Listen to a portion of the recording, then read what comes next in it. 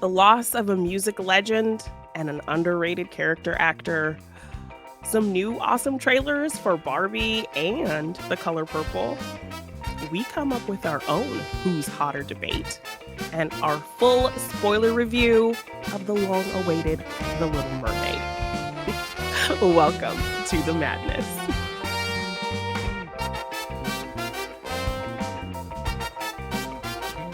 Hey guys, and welcome to another episode of Monday Madness with Morgan and the Machine. How is everybody doing? How are you doing, Morgan? Oh, I'm doing wonderfully. Yes, I thought you were going to use my little "How are we? How are you? How am I? How are they?" Well, that's your thing. exciting I'm not as good as situation. you. You know, Well, you are, I'm so I'm terrible at these intros, but you force me to do them. So, you know. well, there's no You're forcing well, I going mean, on. you're the intro guy. You have the nice lilty accent. You're very smooth. You know I'm when just you say the totally word, awkward. And now when you go back and watch One Day Madness episodes and it's my intro, they are all totally awkward because I always just rely on Morgan to just, get us started. I feel like the word "lilty" is an insult. I It just is like to point not. that out. It's very lyrical and musical. It Your reminds your me way of of speaking.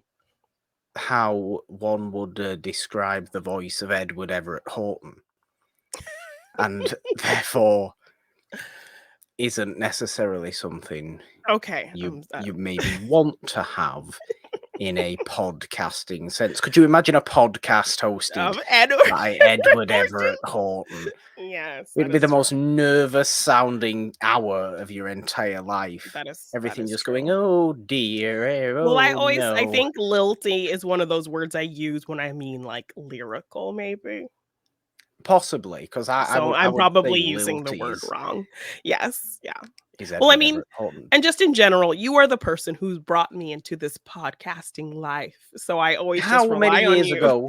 I am aware, but it's still very I've just become accustomed to you leading the charge in terms of giving a really great smooth intro. So now that I'm having to force myself to do intros, I get a little awkward and nervous. But I hope I'm getting better. So happy Monday. Happy Monday indeed. I shake my head. Let's listen to the Happy Mondays, although let's not do that before we start a show, as we'll get off our heads and start dancing around like lunatics, as people do when they do listen to the Happy Mondays. I don't know if the Happy Mondays mean anything to you, Jeannine, at all. No, not at all. I'm so No. lost right now. Is that like a band or something? Yes, a band from Manchester who Ah, pioneered acid house raving and things like that. what? Okay. And basically take a load of pills and get messy in a sweaty club Okay. type of music. So Interesting. in the early 90s. Yes. But there I you was go. a little lost, but I found my way back. Okay. Thank you for explaining. That's who they were. And still are, I suppose. Yes. Anyway, it is Monday Madness. We are excited for today's show. Of course we are. Yes. As you said, I think it's wise to start with how we like to start when topics such as this come around. I will ask the question actually, which is, so Jeannine, but then I'll just say it myself because I was going about saying that anyway. But we have to shout the question so the title card can come on and go, shoo, there it is. Yes. Or there it was like 5 seconds, 10 seconds ago now. If you are watching, if you're not watching, if you're listening, then you have no idea what I'm waffling on about. But I I'll think you're stop just waffling. confusing everyone today. Probably. Yes, I mean that's Why where the am madness. I confusing everybody? Why am I confusing everybody? Why are you not confusing everybody with lilty voices? Why do I have to be confusing everybody? I was just talking about the Happy Mondays. People Yes, are aware. I mean people in Manchester, outside of Manchester, do they know anything about the Happy Mondays? I would think so. Yes, they were very big at a certain time. Okay, well, They actually also made it over to the US, so shush. Okay, well then I guess I'm just very uneducated. Apologies. Not that I'm a major Happy Mondays fan at all. I don't know where this has come from. Anyway, that is where the madness, Monday Madness comes in. It is. We're off to a great start. So it is. We like that. We do Yes. like that. But um, we do like to start off episodes that have a certain topic like this with that certain topic, and that is paying our respects to two people that we lost this past week. Two very notable people. I'd say one incredibly notable person, and Yes. one perhaps underratedly so, like you said, notable person. That was Ray Stevenson, the Yeah. actor, who I think most recently or is going to show up in Star Wars Ahsoka. Ahsoka, yeah. So I was really excited to see him in that. So that's really sad. And I want to say I heard that he caught something. So it wasn't like Oh, something that he okay. was dealing with, or it was kind of he caught something, got sick, and it just kind of progressed. So it wasn't like something that was, kind of in process or anything like that. So that's really sad to hear. But yeah, I think he was really underrated. He was the Punisher in the He was? sequel. He was Volstagg in the Thor movies.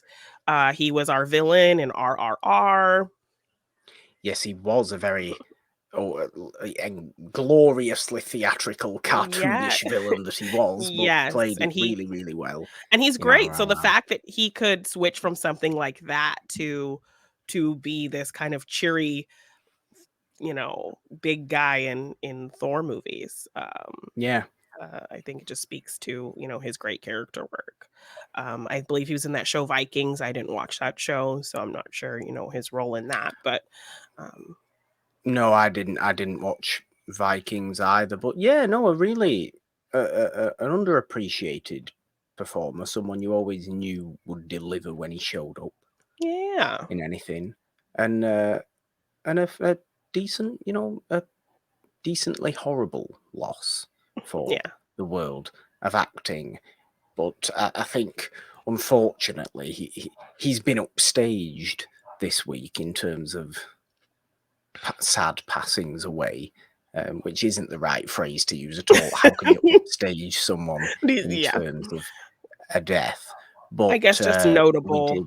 notableness. In Yeah, terms of notoriety, yes, absolutely. I think because we also lost the wonderful, unmatched Tina Turner, yes, who was 83, and who was obviously someone that had two separate music careers, really, utterly yeah. reinventing herself in, Mm-hmm. in, in the 80s and freeing herself. Um, a, a woman that went through so much horrible hardship in her early life, early career, first marriage, although, hardly much of a marriage if we consider marriages are supposed to be happy affairs. I don't Yeah, know. But she completely reinvented herself, becoming what she's mainly known for, and what yes. Fought to what keep will her name. always be known for. Her Yeah, fought to keep the name. Yes, I suppose she was given, but the name that she'd established in her career, to move forward and reinvent herself as the big-haired, strutting around powerhouse rock star that yeah, she was. yeah. Because nobody strutted like Tina Turner. Oh, I I know, think like, her legs were, like, this kind of, iconic thing that people would always mention about her. Um, yeah, she was and her hair, like, you could yeah, just have that hair and show off some legs, and everyone would kind of immediately know who you were trying to reference. it is. And top of just I think actually she's a very easy impression because yeah, all you'd need to do is kind of pop your neck a bit, flick your head back, kind of like, do the do that with your shoulders. hand, do the shoulder thing, and go Yeah, and then yes. it's obviously Tina Turner.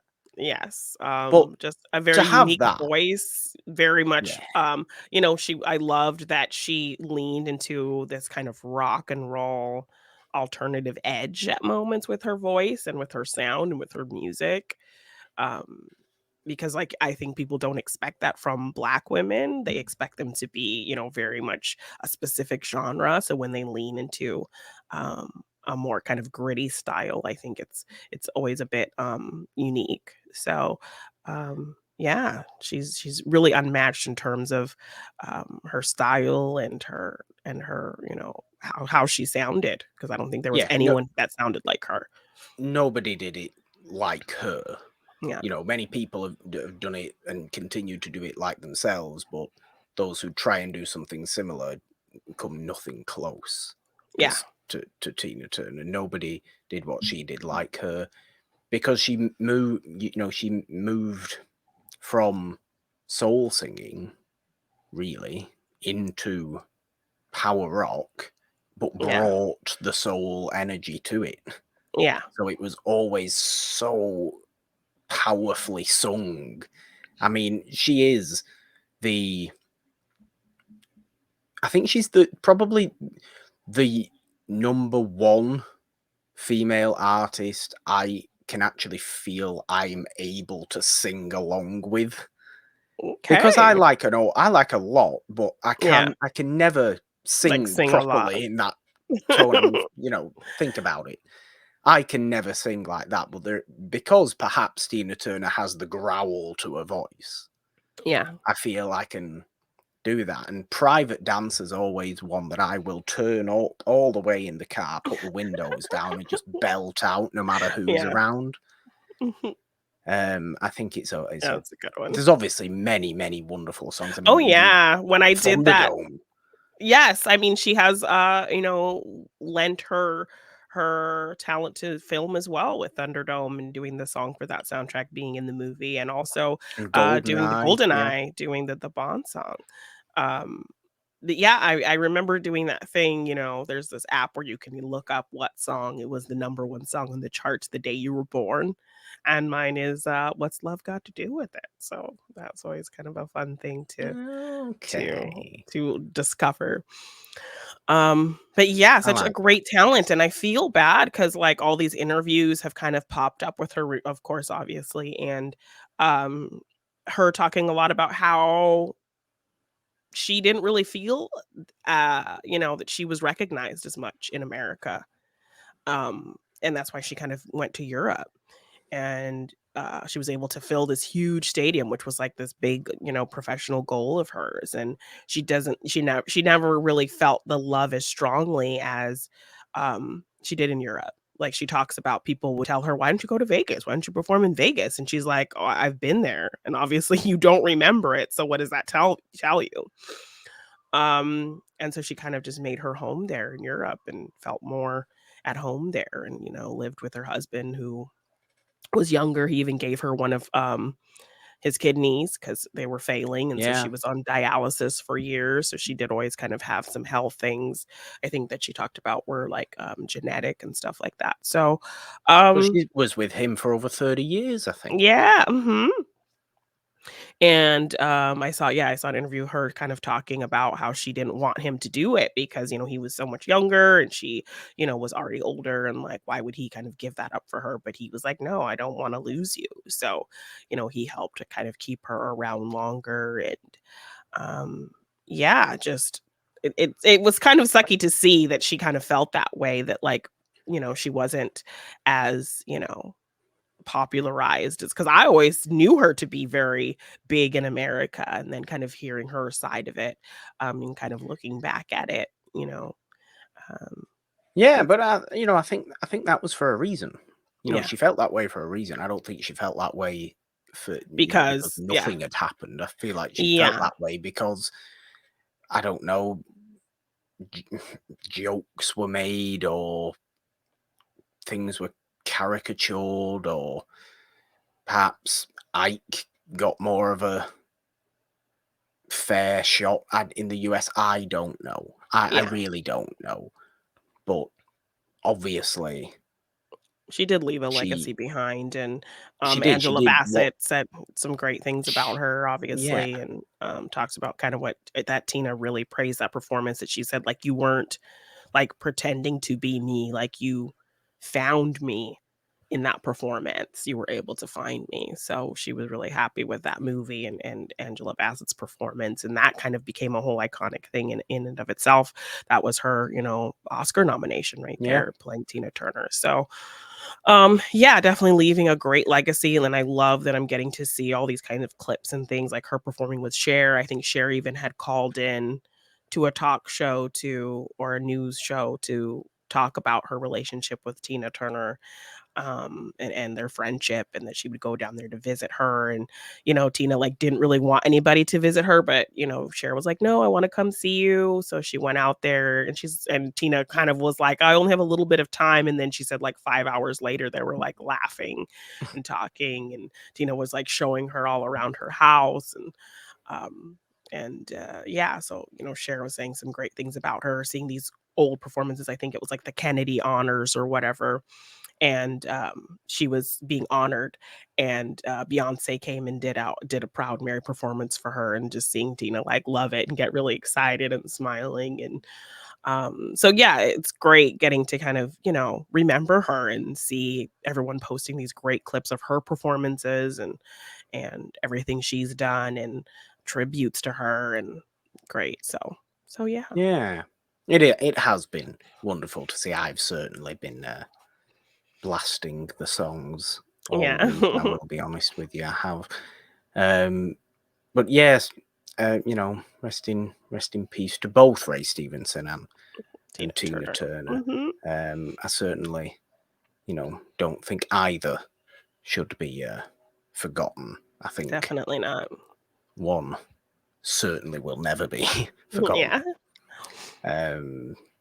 But that's not to downplay the contribution Ray Stevenson has had in his particular career, in his particular Yeah, field either. definitely. Of course not. Yes, let's move on from the respectful discussion and have a disrespectful discussion. No, let's not have disrespectful. Let's not do that. Let's not do that. But do we want to talk about the trailers that we have? Yes. So Which one should we do first? we did get a trailer for The Color Purple, based on the musical that came out of the film. And we have some of the musical actors actually reprising their roles. Danielle Brooks and Fantasia Barrino coming in to play their same characters, I think, that they played in the musical. I have never seen the musical, but I know it has a lot of acclaim, and it has done really well since its debut. So, I think only natural to um, kind of bring that to the screen and have more people kind of be aware of it and see it. I think Oprah is producing it. Yeah, I think it got her to make a TikTok just to promote this movie I would coming imagine out. Oprah Winfrey is about as competent at making TikToks as I am. Well, I'm sure she has plenty of professional help. So I'm sure um, she she does, did yes, her but I first don't TikTok, I imagine she's believe. ever done that. Her first TikTok was her with like most of the cast, and they were getting ready to do, I think, an Essence cover shoot, and so they're all kind of like in their Okay. robes, huddled around a computer to watch the debut of the trailer. So they all kind of watched the trailer together. So yeah, she's already kind of starting the big promotion for this. But yeah, I think obviously we're seeing the kind of story unfold similar to the original movie. And so I'm really excited to see this musical element, because I don't really know any of the songs, and I think it's a movie that definitely has the factor to really easily branch into a musical. So I'm really there's some big talent in there. There's her, who's a great singer, Halle Bailey, Fantasia, Oh yeah, I mean, obviously. there Um, is clearly, I mean, both from people that we actually know from outside and the yeah, theatrical performers as themselves are yeah, obviously huge musical talent. But it's interesting to me is that it's obviously not a remake of the Spielberg movie because it's yeah, a readaptation of the book. yeah.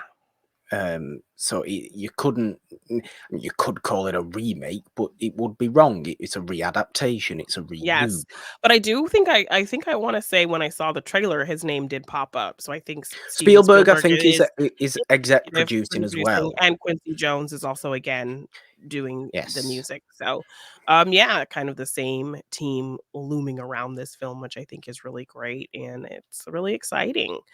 But I Um, think that's that's wise really, because I think The Colour Purple is, as a movie, I haven't ever read the book, but it's obviously a very powerful yeah, story. mhm. I think the movie is actually quite underappreciated in terms of Spielberg's output. It's quite an unusual movie for Spielberg. Yeah, it's like like it's one of those movies you always kind of forget that he directed that. Um, but I find it a really, really wonderful movie.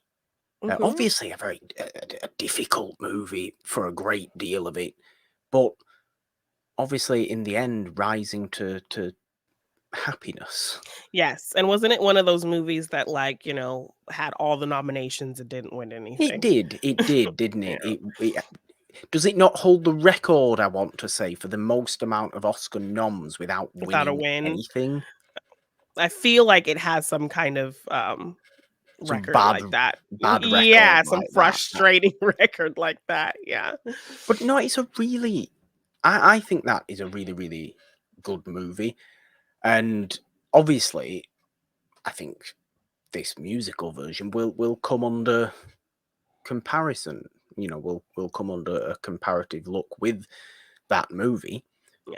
But really, it probably should come, be compared to its own stage format, which we haven't seen. We don't profess to be particularly Yeah, but I frequent mean theatre goers. yes, but I mean, even still, I think the from that trailer, it looks like the beats are very familiar, very much similar to the Yeah, movie, um, in terms of how the story is laid out and what the characters are doing. Like they have scenes that I remember right from the original film. So, I you don't think just it's going want to veer too far from that. no, you just want And well, it can't, because it's the book. It's the yeah, stories there it's written same down. source You material. you just Yeah. want from it those massive emotional musical numbers, I think, is what we're looking for. Yes, And and I'm how they're sure gonna it will play. deliver on that. Yes, and because we have some great talent in this movie, Taraji B. Henson, I also, forgot to mention Yes. as well. Um, so, yeah, I'm really excited to see this movie, I'm really excited to hear the music and see how these songs kind of, sub in for, kind of bigger monologue moments, I'm assuming. Yeah. So Yeah. yeah, great talented cast, and I'm really excited for this, so Because Oprah Winfrey has a particularly hard monologue in The Color yes. Purple, Yeah. doesn't she? The Y '86 movie. So yeah. is that going to be a song in this one? I don't Yeah. know. Yeah. I possibly. Yes, I think Danielle Brooks is playing that part, and I've heard her sing before too, she's really good, so, Yeah. yeah, that seems like a scene that's definitely rife to be, this big, powerful song as opposed to the monologue, so we'll I mean, that see. monologue from Oprah is wonderful as well. Mhm. It's Yeah. it's horrible. It Yeah. is horrible, but it is wonderful.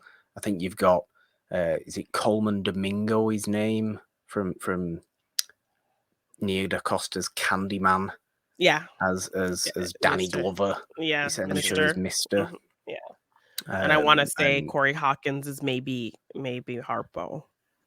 But I'm not yes, I sure because think I think so. those were the only 2 kind of lead men that I saw in the Yeah, trailer, and then they focused more on the female characters. So, yeah. yeah. I think this is going to be really good. I have faith in this one, actually, and the fact that Yeah. it looks quite beautiful visually. I Mhm. think this movie. I'm just for some reason likening it now in my mind to the remake of West Side Story, because Spielberg obviously did that. Yeah. This is not a Spielberg movie, by the way. Spielberg is not directing this movie. I now forget temporarily who is directing Yeah. this I can't movie. remember either. I shall grab that quickly, but it's reminding me of that, and just how not not disappointing, because it was still a well told version of that story, but I love the colour in Robert Wise's West Side Story, Yeah. and it was so lacking in Spielberg's Yes, yeah, Grey movie. Gray, it was we talked about that when we did that episode, This does not feel. It is Blitz Bazawule. I hope I am pronouncing that name Oh, correctly. okay. I wonder if he maybe Um, directed the musical or had some Possibly. involvement in the stage version. It's Ghanaian. Okay. Um, I, I, I don't. It doesn't appear on first glance to be involved with the stage musical. Okay. So exciting. I can't say I've ever heard of him. So Yeah. I mean, it Great. looks pretty good. So Yeah. fair play to him. Yeah. Um, And if you I got can't Oprah say backing anything more you, than that. you're probably doing something right, so. Yeah, I can't say anything more than that. It looks like a really good reinterpretation of it. I am quite excited to see it. As hard as it will be, and at times, because that is just that story.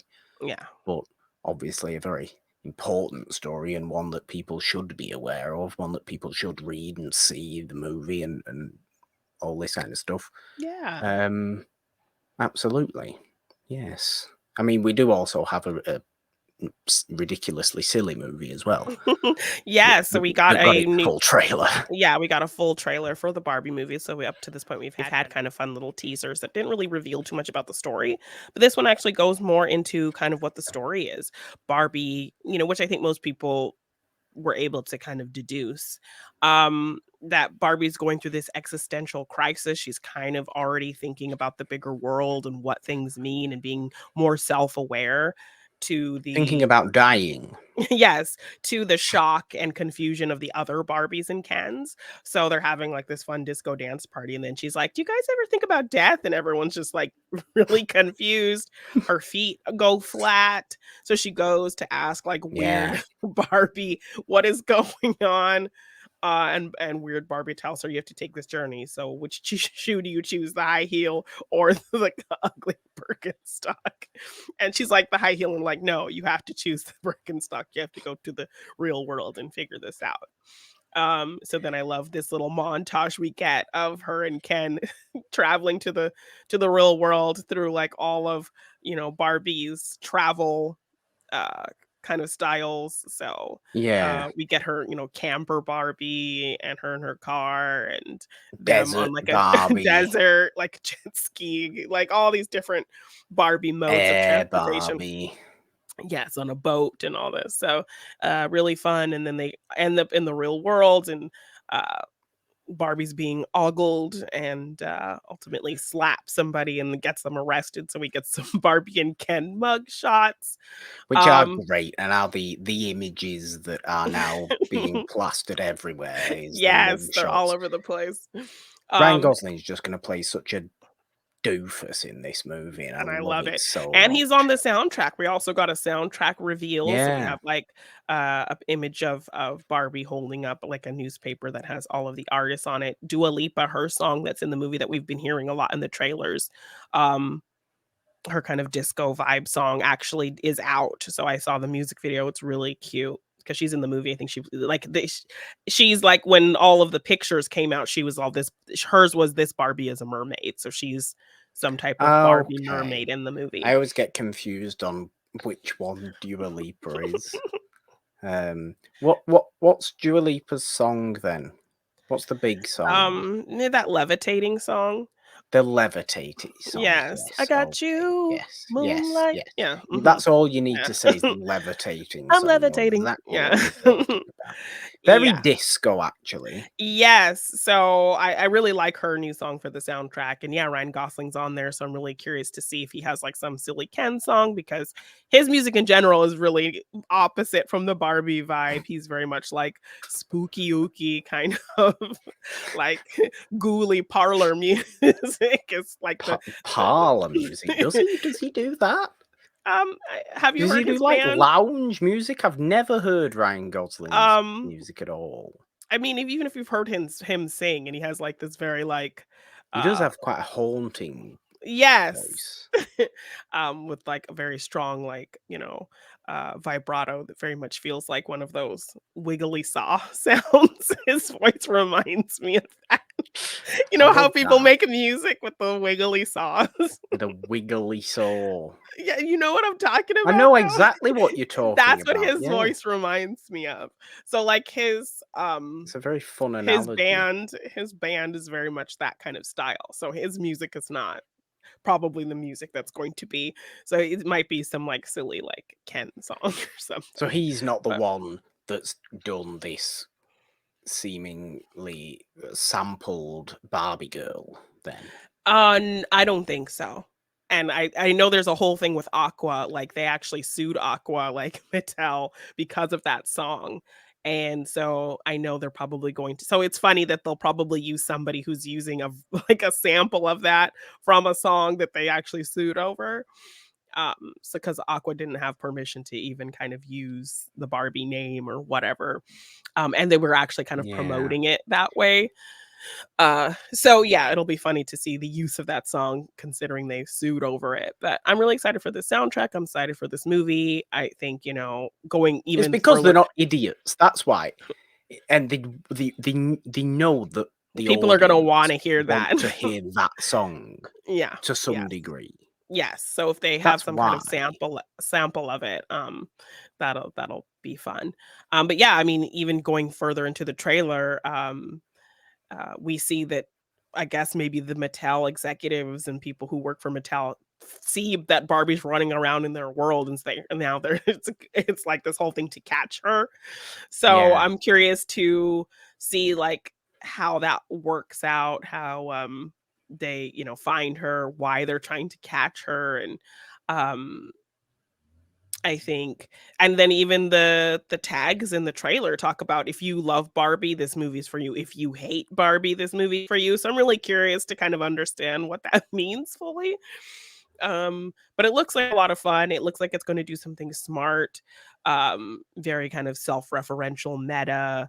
Um, and Yeah. you know really take us back to playing with Barbies because I mean everything she's doing is very much like how we would play with like she was taking a shower and like no water was coming out because like obviously how she moves and what she does I think is probably determined on this kind of imaginary little girl playing or little boy playing with her and so we see her kind of float down to her car because that's probably somebody playing with her and putting her Yeah. into that car. She's in the shower and like nothing's happening, but she's showering because we're imagining that she's showering. And Um, she's having these issues, perhaps because I know there's a part of this trailer where she doesn't quite fall down gracefully from her own roof of her house to her car, and she just kind of, as though she begins to glide and then just drops straight to the floor. Perhaps the imaginary, girl playing whoever it may be in the real world just decides, no, I've had enough of Barbie drop, and she's grown up Barbie, and done this is playing with what, Barbies, and I well, so yeah, but this is what kind of brings on this existentialism yeah, within Barbie. Why this movie is going to be so seriously about one's existence and one's place in the world yeah, and finding your kind of purpose kind of I true guess. purpose, true meaning.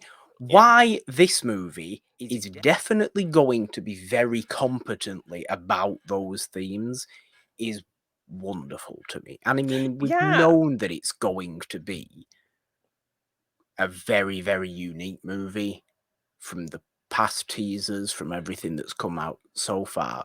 This full trailer just confirms that it really is just the most purest, genuine, silly movie. yes. Like, is she getting these feelings because whoever's playing with her is having these feelings and having her think that way? Or Yeah. what is happening? Or is it going to be, maybe bring in elements of like the Lego movie? Because everything the characters in the Lego movie were doing were based off of who was playing with them. Mm. So Will Ferrell again in this kind of Yeah. real world Yeah. fantasy play toy crossover situation.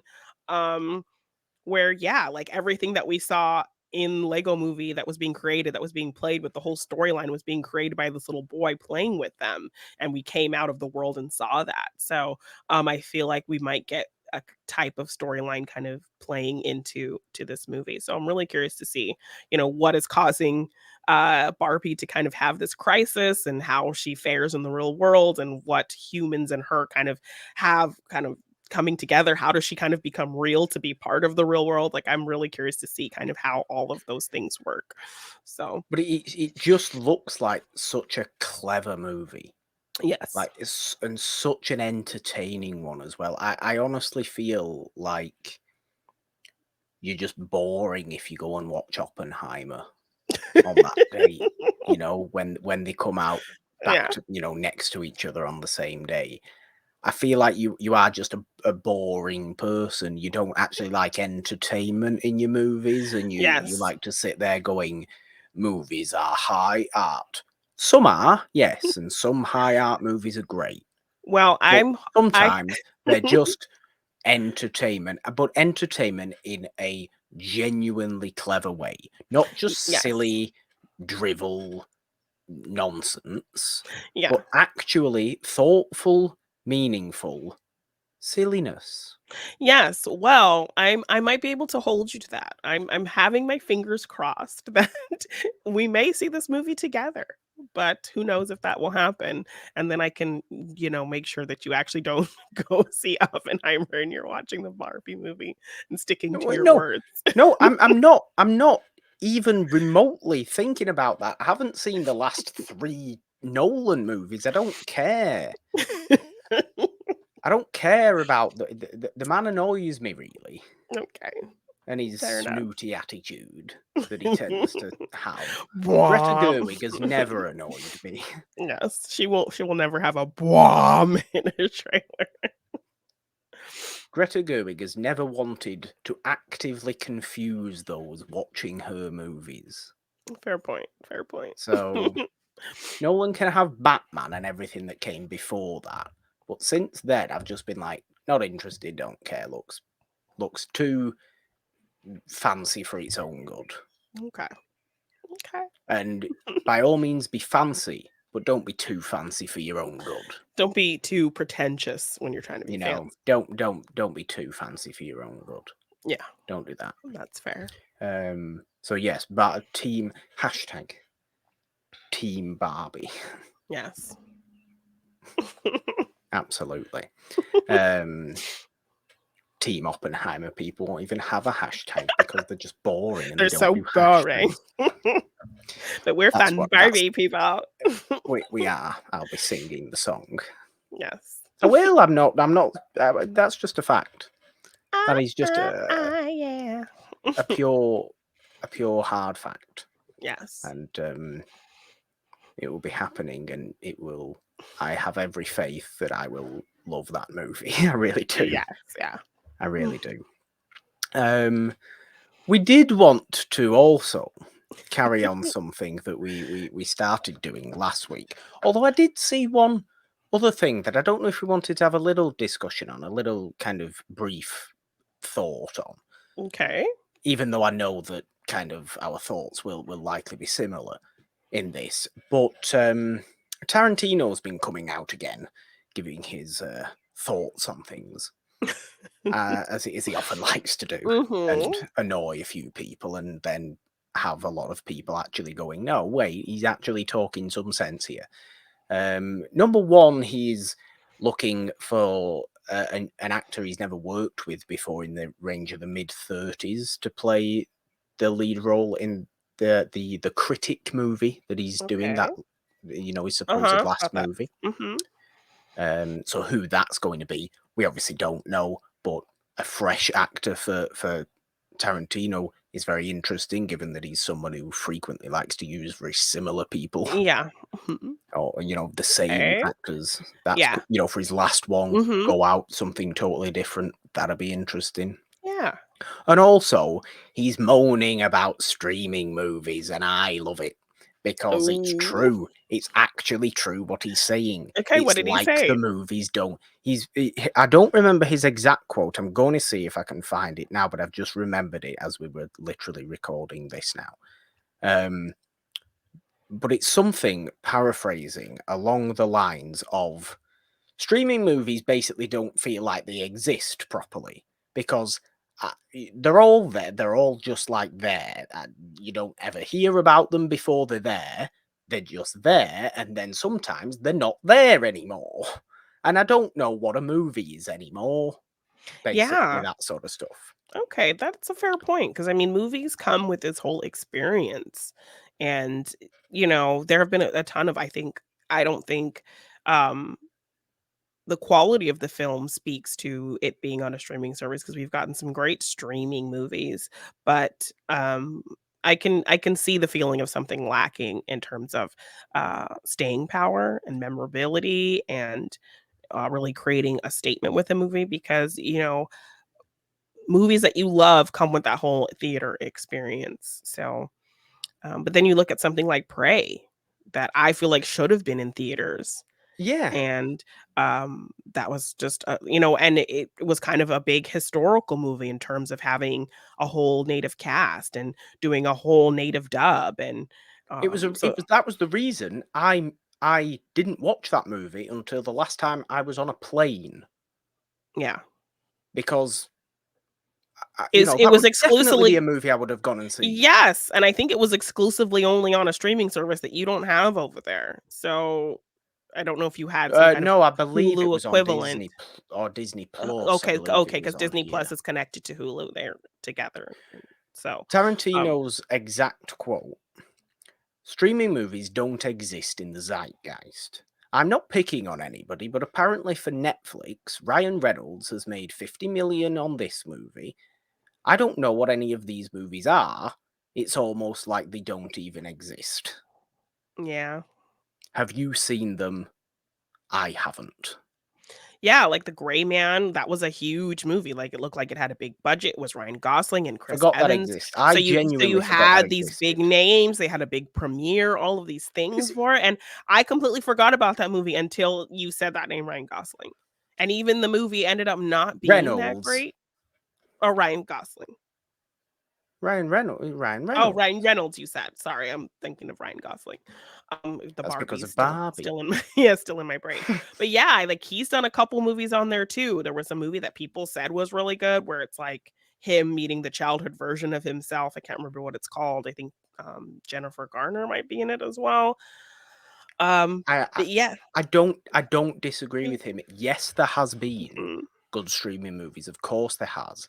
But the difficulty of actually you think, oh, it's be easy to find, it's at home, you've got it on your television.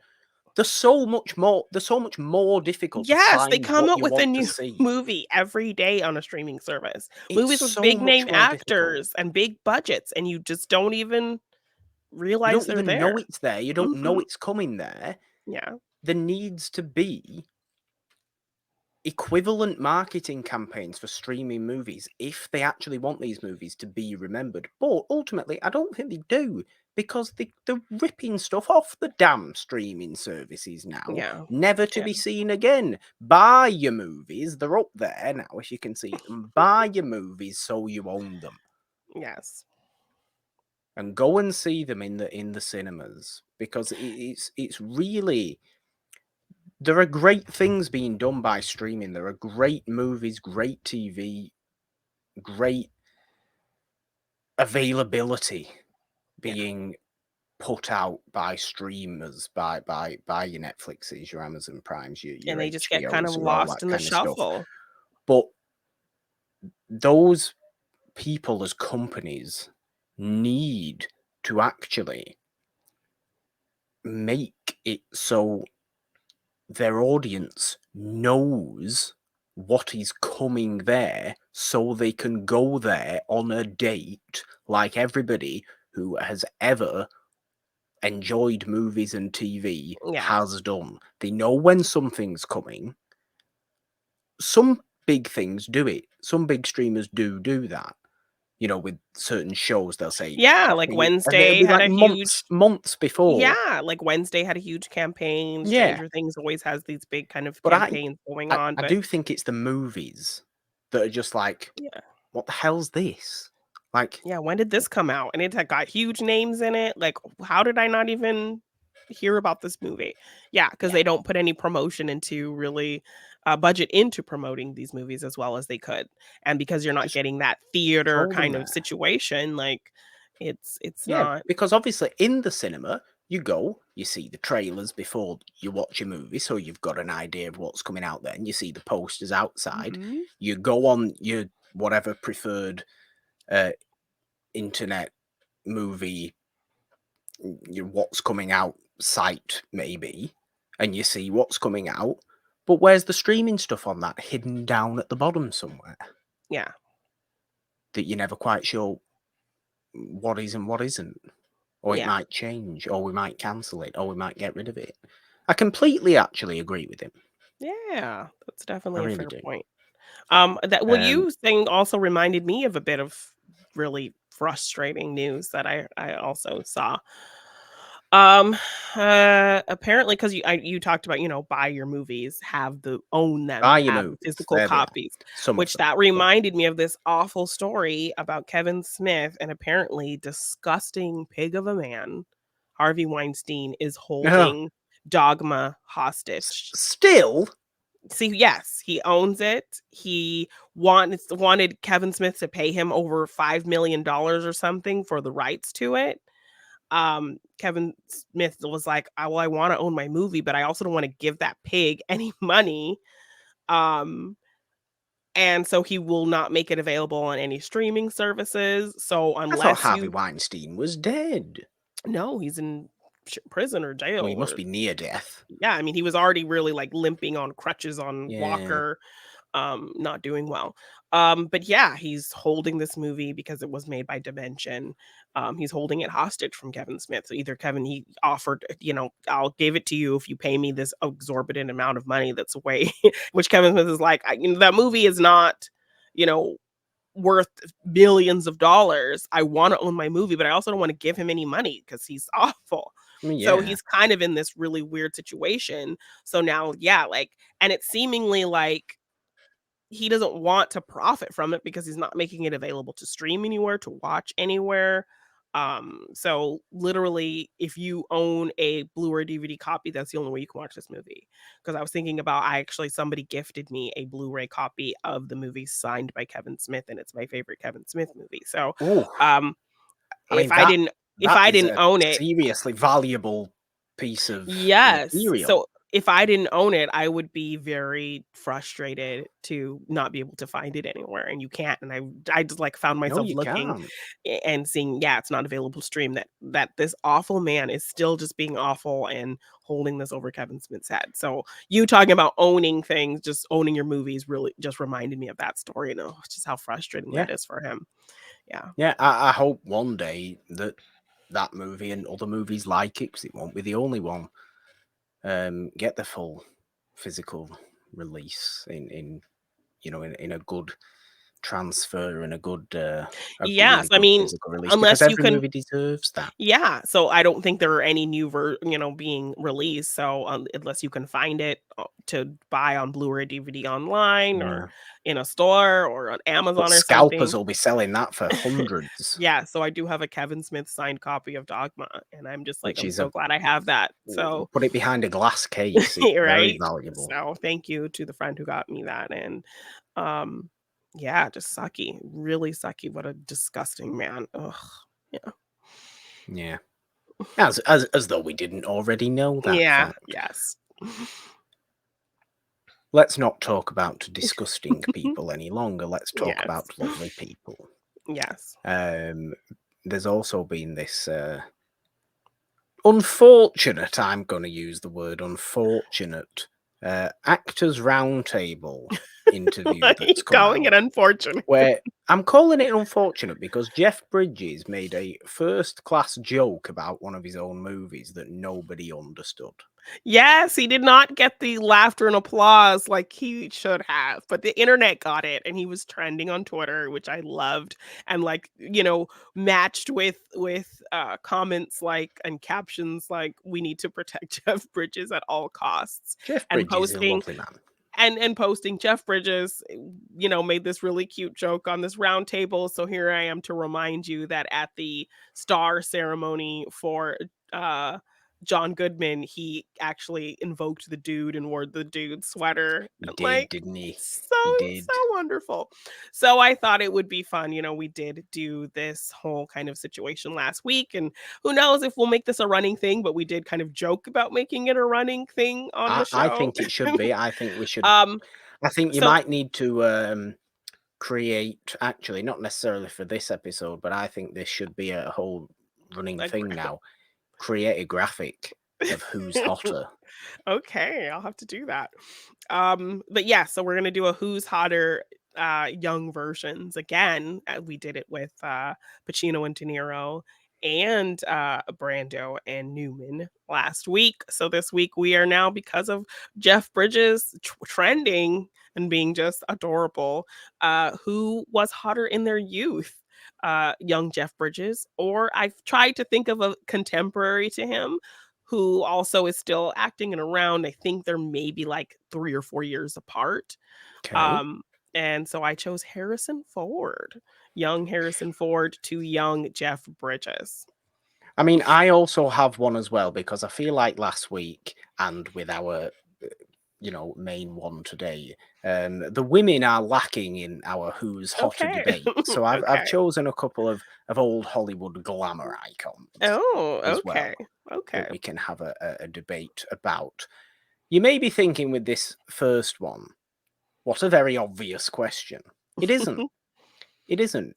I know full well that Harrison Ford has aged wonderfully and Yes, I mean, still looks really good now.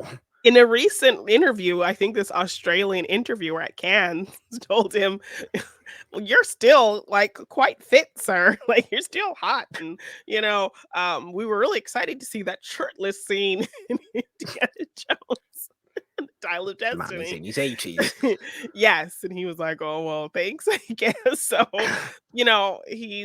still has people like kind of fawning all over him. So, yeah, I Jeff think Bridges does not, as Jeff Bridges, you couldn't really call Jeff Bridges particularly physically good looking now, I don't think. I mean, I like the beard. I like the beard, but he very much Do you like the invoked voice, Jeannine?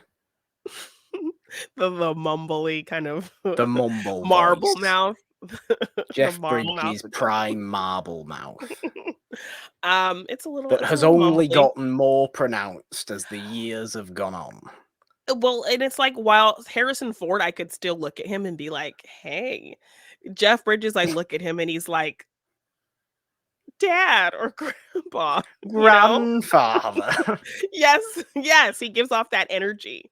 Um, so I don't know, like hotter in terms of youth, like Jeff Bridges was very good looking. He had really great head of hair. Um, I think it's a more difficult debate than people will at first think it is because Jeff Bridges in the early 70s is really quite strikingly good looking. yes. Sometimes when he had his beard in the 70s as well, he did have, I think he was a good looking dude. You Yes. think of is it Dark Star, not Dark Star. Dark Star, is that the one? What? The sci-fi movie. Is that the am I mistaking movies? Am I not forgetting about things? Is that the movie Just that I'm trying naming to it think wrong. of? Am I I naming think it I wrong? think I know what you're Starman? Starman. I think that's what it is. Starman. Yes. Where's Dark? Where have I got Dark Star from? I don't know where I've Yes. got Dark Star from. I've now Yes, it's completely Starman. forgot any early 70s movies with Jeff Bridges, and I'm an idiot. Yes, Starman. Starman, the John Carpenter movie. Yes. But even Yeah. Tron, him, in The Mirror Has Two Faces with Barbara Streisand, he looked great in that. Well, you can even go back to just about the late 60s with with Jeff Bridges, Yeah. and you think he does give off a very charming presence. Now, I do think Harrison Ford Yeah, I'm like ultimately wins. I yeah, do, but it depends what kind of vibe of person you like. I think if you want a genuinely more kind of chilled out, freewheeling kind of person, 70s Jeff Bridges fits that as well because he does have the longer hair long and the beard hair and the beard. Yeah. sometimes, and Mhm. the Jeff Bridges personality hasn't necessarily changed in 50 plus years. Yeah. It hasn't. Harrison Ford's, I think, has. He's become more grumbly as he's More gotten older. curmudgeonly. Um, But he also, I think, when did they peak? When did they peak? Did Harrison Ford peak I don't in know that he's physical ever peaked. attractiveness? And really? I mean, I think he's still seen as an older, attractive man, whereas Jeff Bridges is seen more as like a, An father old man. figure, grandfather type figure. Um, yeah, and that shift has happened. It's like, with me and Denzel Washington, like there was a time when, yeah, he was like hot stuff, and now But he's not in an now. era where he's like literally reminds Okay. me. Literally reminds me of my actual father. So it's like all of that just melted away, and that's kind of what I see in Jeff Bridges. I Whereas see. here's So you're saying to me ultimately that you would call Jeff Bridges dad and Harrison Ford daddy. Daddy. I mean, Is potentially. this ultimately what we're Potentially, I going mean, I for? think I think I that's think this that's is like what we're just the going gut for. feeling. I mean, yeah, and you think too like rom-coms like 6 Days and 7 Nights, where Harrison Ford was fairly older at that time and he's playing a rom-com lead. So the fact that, he was Yeah, still seen in that vein, even I think probably when he did that movie, he was maybe in his 50s to be seen, which is like, I guess, common in older Hollywood where the guy was like super old and like the girl was super young. it was. Think Yes, of it certainly was. Humphrey Bogart and Lauren Bacall in Yeah. any one of their movies. But the fact that like, Well, they when an were a actor real marriage anyway, so. yes, when an actor can still be seen in that vein and it still works, even, later in age, I think it speaks to, still peaking. So, I So don't know. I think the longevity and peak are with Harrison Ford in this debate. But I think Yes. Jeff Bridges puts up more of a fight than you might give him credit for. Yes, you wouldn't think you would. But if you kind of go back and look at the pictures, I think you could make a case for him for sure. Well, yes, I did want to bring in a couple of, like I said, old Hollywood glamour icons Okay. to our little Who's Hotter debate. And funny you should mention Lauren Bacall because I've chosen Lauren Bacall to battle it off against Rita Hayworth. Ooh, okay. Which Lauren Bacall actually appeared in The Mirror Has Two Faces with the young Jeff Bridges. There you go. She was Barbara Streisand's mother. Um, So I would like to give my verdict okay. as this is my thing, right? So I can, for some reason, be far more analytical and objective when it comes to I'm not aroused by men, right? But for some reason I can be more objective when it comes to like the physical attributes of men, and you are a good-looking man, and this is why, Yes, you right? have to be a secure man to be able to do that and not make it weird. But I can't do that with women, even though I'm actually physically attracted to women as a straight man. Yes. All I go off Not is a just lilty like man. vibes. I just go off vibes, Okay. right? So if you give off a certain energy, it doesn't really matter what you look like to me. Never has done. If you give off a certain energy, I'll be just like, yes, thank you, come here now, and let's go upstairs and do all that. No, won't necessarily say that. I'm getting ahead of myself and I'm starting to sound like a creep. Not Well, I am someone who, like, oppositely can find the attractive attributes of a woman and really appreciate them. Um, and I, just in my personal taste, I like the kind of sultry, darker nature that you get from Lauren Bacall. The very smooth, soft spoken, but confident. Um, Rita is very much more kind of lively and um, a little more animated, with her kind of flirtatious energy. So I'm kind of like, again, I guess it's like kind of similar with the both of us, where I'm going, everything I'm describing is vibes, really, as more on vibes than appearance.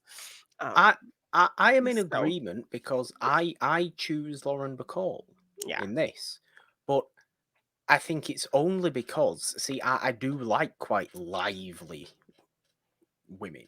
yeah, I don't want anybody who's just kind of stoic and someone who would go see quiet. Oppenheimer or over Barbie. Well, exactly. But basically, it's all down to the eyes. It's Lauren Bacall's famous eye Yes, movements. mhm. And that's all that's Rita Yes, and Hayworth but can then have you as many think, hair flicks as she I wants. mean, that Gilda hair flick is pretty hot. And Rita I Hayworth can't. in Gilda is Yeah. absolutely beautiful. Who, me? Like, it's so She good. really, really Um, is. Um, but Lauren Bacall does have the mystique.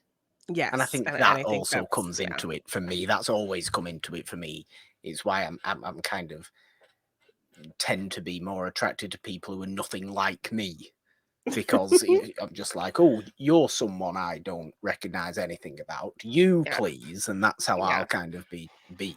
yeah. Um, And it's just funny to me that, like, yeah, like, with the men, where we can easily pick out, like, facial look and eyes and hair and all of Lauren that, Bacall doesn't have a beard. Jeff Bridges does. yes, but with the ladies, we're really kind of leaning in on the energy that they give and the vibe that they give and their Yeah. presence.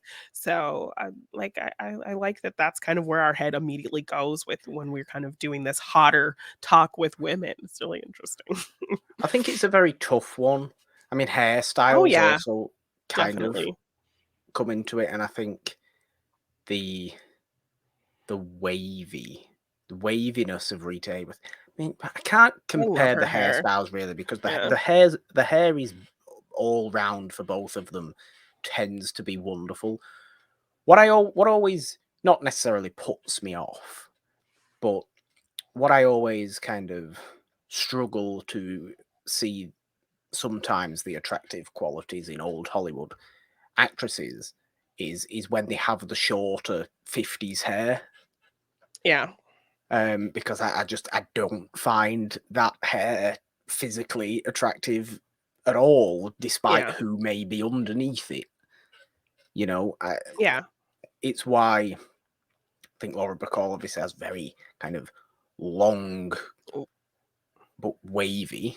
yeah. There's no bobs inside or anything like that. Yeah, I don't know that she could rock a bob, Um, but and Rita Hayworth is not that either. I also feel like Lauren Bacall, perhaps, I don't know about if either aged better than the other. I think that's probably well, I quite mean, yes, I similar. can't speak to I can speak to Lauren Bacall, obviously, because she was in that movie, and she kind of was very much playing this, older woman who was still dressing very young and dating and wanting to be, attractive and that kind of energy. and really lamenting her frumpy daughter, played by Barbara Streisand. Yeah. So she still kind of had that air and energy about her, and looked great in that movie in her older years. I Um, mean, she just has the eyes. yeah, Rita Hayworth has the smile, I think. yes, But Lauren Bacall has the eyes. And I mean, if you're looking at me with those eyes, Lauren, I'll be you're saying, done for. sorry, Humphrey, but we're going now. But also, And I mean, bye bye uh, you. And then Humphrey Bogart would have an insecure breakdown because I'm taller than him. but also Rita was kind of a Why am I yeah, coming up with these yes, scenarios? yes. Rita was also a kind of fabrication of the studio makeover trend. So a lot of things about her look were It's kind true. of fabricated to be that way, and very different from how she actually looked. I think they shaved back her hairline so that she wouldn't look as ethnic as she was. So, um, yeah, a lot of her look, it was kind of made up for Hollywood anyway. It's And true. I don't know that I think Lauren Bacall was more able to kind of, Well, she was be obviously more of a discovery, Lauren Bacall. So, yeah, yes. and then to have and have not happened, her and Bogart happened, and then she was Lauren It's like, Bacall.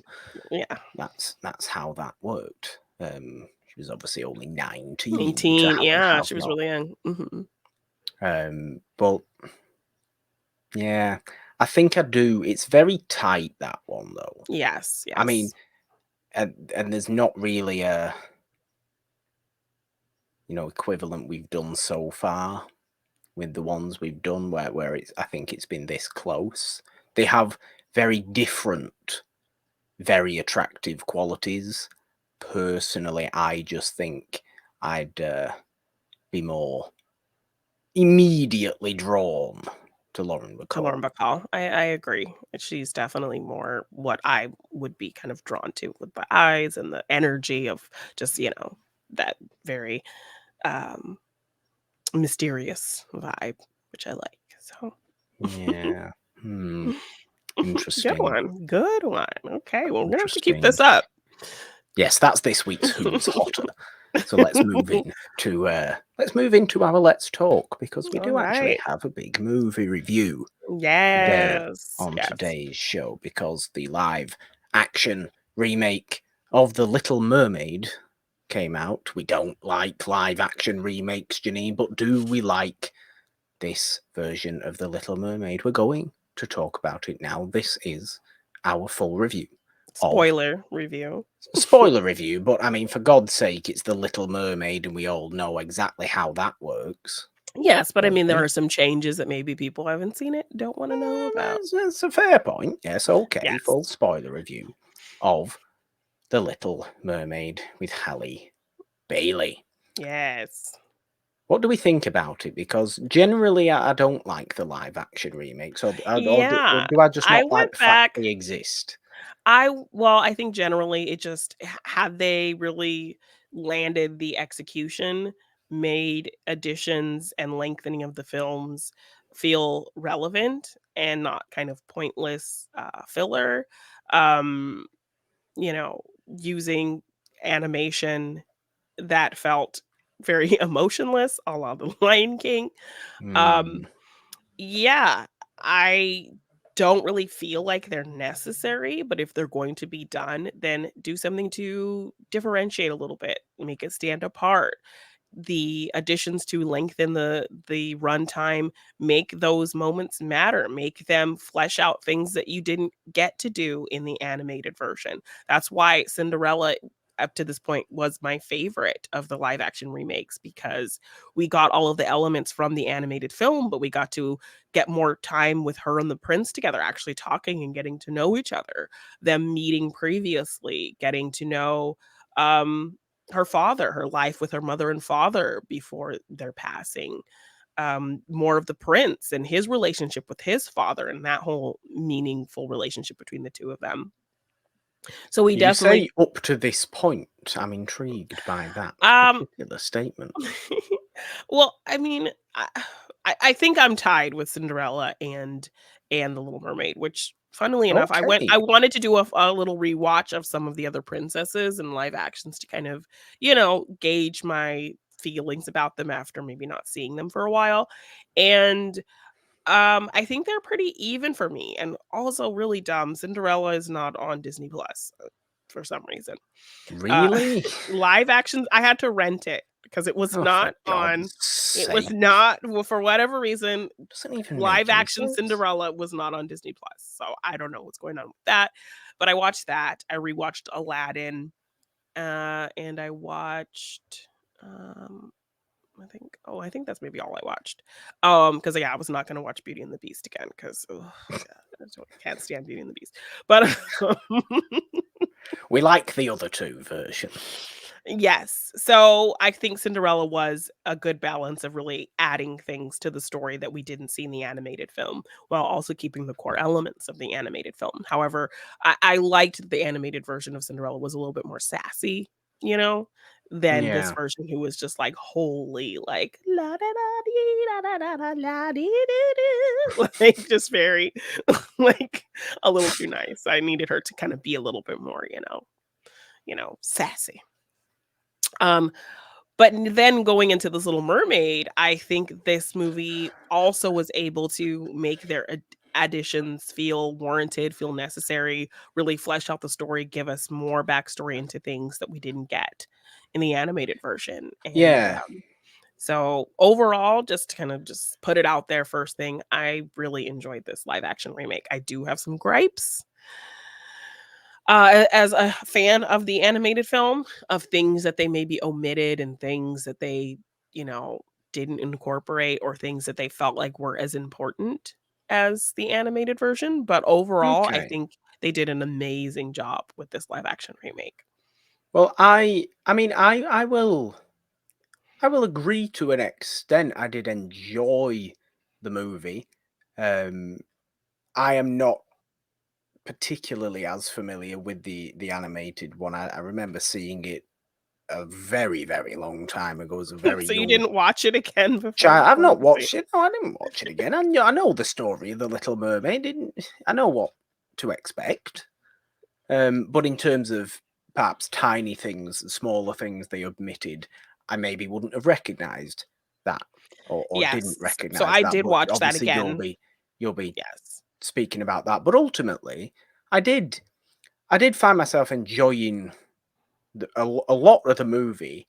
Um, I also have a few little kind of I don't really like that kind of issues with Yeah. some of it. But that's small things really. That's more of me having an issue with the whole idea of even doing the live action remakes in the first Yeah. place than anything else because ultimately it's a really good story. I enjoy the story of kind of wanting more than your own home and Yes, and I think that this kind of movie stuff. I this really do. yeah, and I think it was really important to this movie because I think, a lot of these characters get generalized. This, interview is going around with Keira Knightley being very kind of ignorant about princess movies, um, where she, like, refused to let her I don't know how old it is, she was on the Ellen show, so whenever, that was kind of a big, It's quite on, a and while ago now. yes. She, like, refuses to let her daughter watch princess movies because, Cinderella, no, my daughter can't watch that because she just waits around for a man to save her. And, like, so she, not The Little Mermaid because she just, gives up her voice for a man. And, like, that's, like, the general kind of thought that people kind of throw on Ariel. But she wants to go up to the land and the human world before she even sees Eric. She does, yeah. She's wanted this clearly for many years. She's been fascinated and wants to know about this place before Eric even has anything to do with the story. That's She why she sees has the him. treasure Yes. trove of Yeah, she has her artifacts. exactly. So this movie, I think it was really important to them to focus on that. to make it so Ariel, this was to just hammer that point home. It was always the point that people always miss, but to make that more obvious. So they did like some lyric changes to show that like, because I think, before Under the Sea song happens, in the animated version, she's talking about Eric. She's doing the, he loves me not with some flowers, and making this Yeah. plan to go up and get his attention and all these things. And then that's when Sebastian's like, no, under the sea, under the sea. But in this one, she's talking about the fireworks and how beautiful it looked up there. And then it's under the sea, under the sea. So she's not It even is. talking about Eric. It's very focused on the kind of dreaming bigger than Bigger. your own home kind of thing. It reminded me almost of one of my very, very favorite Disney animated movies, possibly. Well, that's a tough one actually. Moana. Oh, yes. Which I obviously I love Moana, the attitude of Moana of being like, I want Wanting more than more. this tiny island. Get me Yeah, out of the way. I want to which is explore yes, things. which is also kind of the energy they give Eric. It Um, is. he's from this very small island. He's inheriting this life that he, wasn't really meant to have. He's adopted. So I like that An they kind of give adopted him. prince. Yes, I like that they give him this whole backstory of, being found on a shipwreck and being raised by these royals and to be the prince and ultimately rule. And it's not him kind of sailing away, is not him kind of running from his duties. It's him wanting to do his duties in a very innovative new way. He Yeah, doesn't want it's his. to better the Yeah. opinion of his own country across the world. Yes, he doesn't want them to get left behind in the growth of the world. So he wants them to be trade, ambassadors and find new things and bring things back and be this very expansive port for people to come and Yeah. grow. And so that's why he wants to be out on the sea and trading and meeting new places and seeing new things. And so I like that they gave him all of that, that it wasn't I'm running away from my responsibilities. No, he's okay with ruling, but he wants to do it his own way and Yeah. innovate. And in And that it's way, they very have very similar dreams, the both of them, which gives yes, them that that kind of connection. mutual desire. Yes, and, like, in all the promotional, of course, all we've been seeing is, part of your world and Ariel underwater. So, Yeah. I in a kind of funny way, forgot that there's gonna be a whole big chunk of this movie where she's not even talking, because none of the promotion really focused on that. So that was a great thing as well. When we do get on land with her and she can't talk, Halle is emoting so well with her face and her actions that you feel the chemistry between the two of them. Yeah. Like, the moments between the two of them when she can't speak on land are some of the best parts in the movie. They're having so much fun together, and you feel that, you see that, um, I and mean, yeah, yeah, just what it everything. did help. They also cast. I mean, we've just talked about very attractive people. They've cast two Yes. very attractive Yes, people they look opposite really each good other here. together, and yeah, just their vibe and energy and him being excited to show her things and him being able to kind of understand and communicate with her even though she can't speak. Those scenes were really cute when he's showing her maps and she wants to see more and more, and they're Yeah. up all night looking at things, and he's showing her all of these things, and she's able to show him things too. He finds this big shell and he's talking about it and she shows him how to use it, and um I mean, so they're obviously the rowing boat across the lagoon is yes, particularly a pretty to romantic. look at, I suppose, isn't Yes. it, as well? I think it's Yes. actually perhaps the prettiest scene in the entire movie. I was quite. I feel like the entire movie. This is one of my kind of weird visual issues I think I had with the movie. Is I think up to the point where Ariel actually. I don't know if it's where Ariel goes to Ursula, or might be just before then. The underwater was very dark. It was very dark. But then it wasn't dark later on in the movie. I What assume when that's for a reason. I mean, I Like, guess it just a felt Under the Sea was very colourful. Might have been before Under the Sea. Everything before Under the Sea as seemed as a kinda dark. musical number seemed very grey and horrible to look at for me. And I want vibrancy. I want Yeah, colourful. I I was mean, sat there thinking, why doesn't this look like Aquaman looked? Because Aquaman was a very was very colourful movie and yes. I how mean, a I brilliant way of doing underwater I don't action. remember that. Like, I think the darker scenes were obviously the Ursula scenes because she's in this darker part of the water. It's Oh yeah, supposed to but be an that made evil, and sense to me. But it but was like I it was don't. swimming around with the others and with the flounder and going hiding from Triton and all this kind of stuff that I was just like, it looks a bit dark to me. This Okay. I don't think I felt that. I mean, I saw it in IMAX, so I don't know if that made any kind of difference. possibly it's a screen Um, thing. I don't yeah, know. so I don't really I like the colors were way more vibrant than I thought they were gonna be because obviously that was kind of a big complaint with the trailers that there wasn't super vibrant colors and all of I don't, that.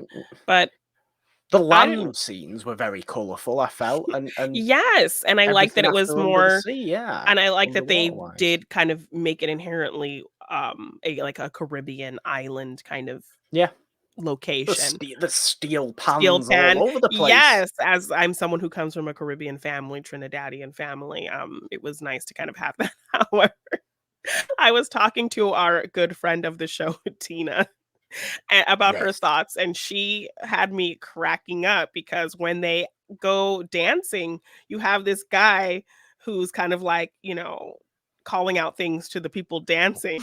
And this guy's like, back it up, back it up. Like, and she's like, what does he know about back it up? Nobody would be saying that then. So her just replicating that man's Uh, accent and telling Ariel and Eric to back it up was just like had me in stitches. oh Uh, dear. It's but a very yes, good point, actually, Tina. I'll say that. I didn't actually notice that myself, but it's a very good point. Why um, somebody would be saying "back it up" to Ariel and back it Prince up, Eric, I do not back it know. up. Not really, um, not really appropriate language for such a period of history. yes. But also in this scene, we get our little cameo from Jodie Benson. So I was so happy to see her, and I'm Oh like, I'm yes, yeah. surprised. I'm surprised the other like princess movies didn't really do that, like have a cameo from somebody. Um, Would have been quite good actually. To coming be in. fair. Yeah. So, There's more um, to go yet, though. There's more live action princess movies they can remake yet. oh, they're already So, doing it. Princess and the Frog is in talks, so that's kind of you probably the know, next one. that's only a decade-old movie, so it's Yeah. And not like some of Moana, the 7 others. Like, years. Like, oh, exactly. I know, right? yeah, We really need a redo. yeah. Keep going. Yeah, you're Um, milking everything for all it's worth, Disney. I hate it. yes. So, yeah, and generally, I think I'm not a fan of the concept of the live action remake, but this one I was excited about just because of the reaction of Halle Bailey and how she was going to do and just all the hate and she was getting and her kind of really seeing the positive in, more than the negative and her resilience in just even promoting this movie, being in this Yeah, movie. Everything I had seen was exciting. So this was a live action remake that while generally I don't think these are needed, just everything I this had is seen certainly a from it, better one. everyone thing I had seen from Halle Bailey was really selling me on wanting to see it. And she This is certainly a better one of the live yes. action remakes. Absolutely. Yes, like, I think the best are probably Cinderella, The Jungle Book, which I kind of put on my The Jungle list of, Book was like decent. it was well made and really kind of added to the story, and it looked great, and, those animals were able to emote, slightly better than Felt what we got like it, from The yeah. Lion King, because I don't remember that being a gripe of mine. But just in general, The Jungle Book is not one of my favorite Disney movies. It's a movie that I'm kind of not a huge fan of just in general. So that's why it's always kind of on my list of I don't need to really watch The Jungle Book, but in terms of how it was made, how it looks, how it interpreted and expanded on the story, I think well done. So Cinderella, Jungle Book, and this one are probably the best three, and everything else is just like so did not need to be made, and so was not really well done.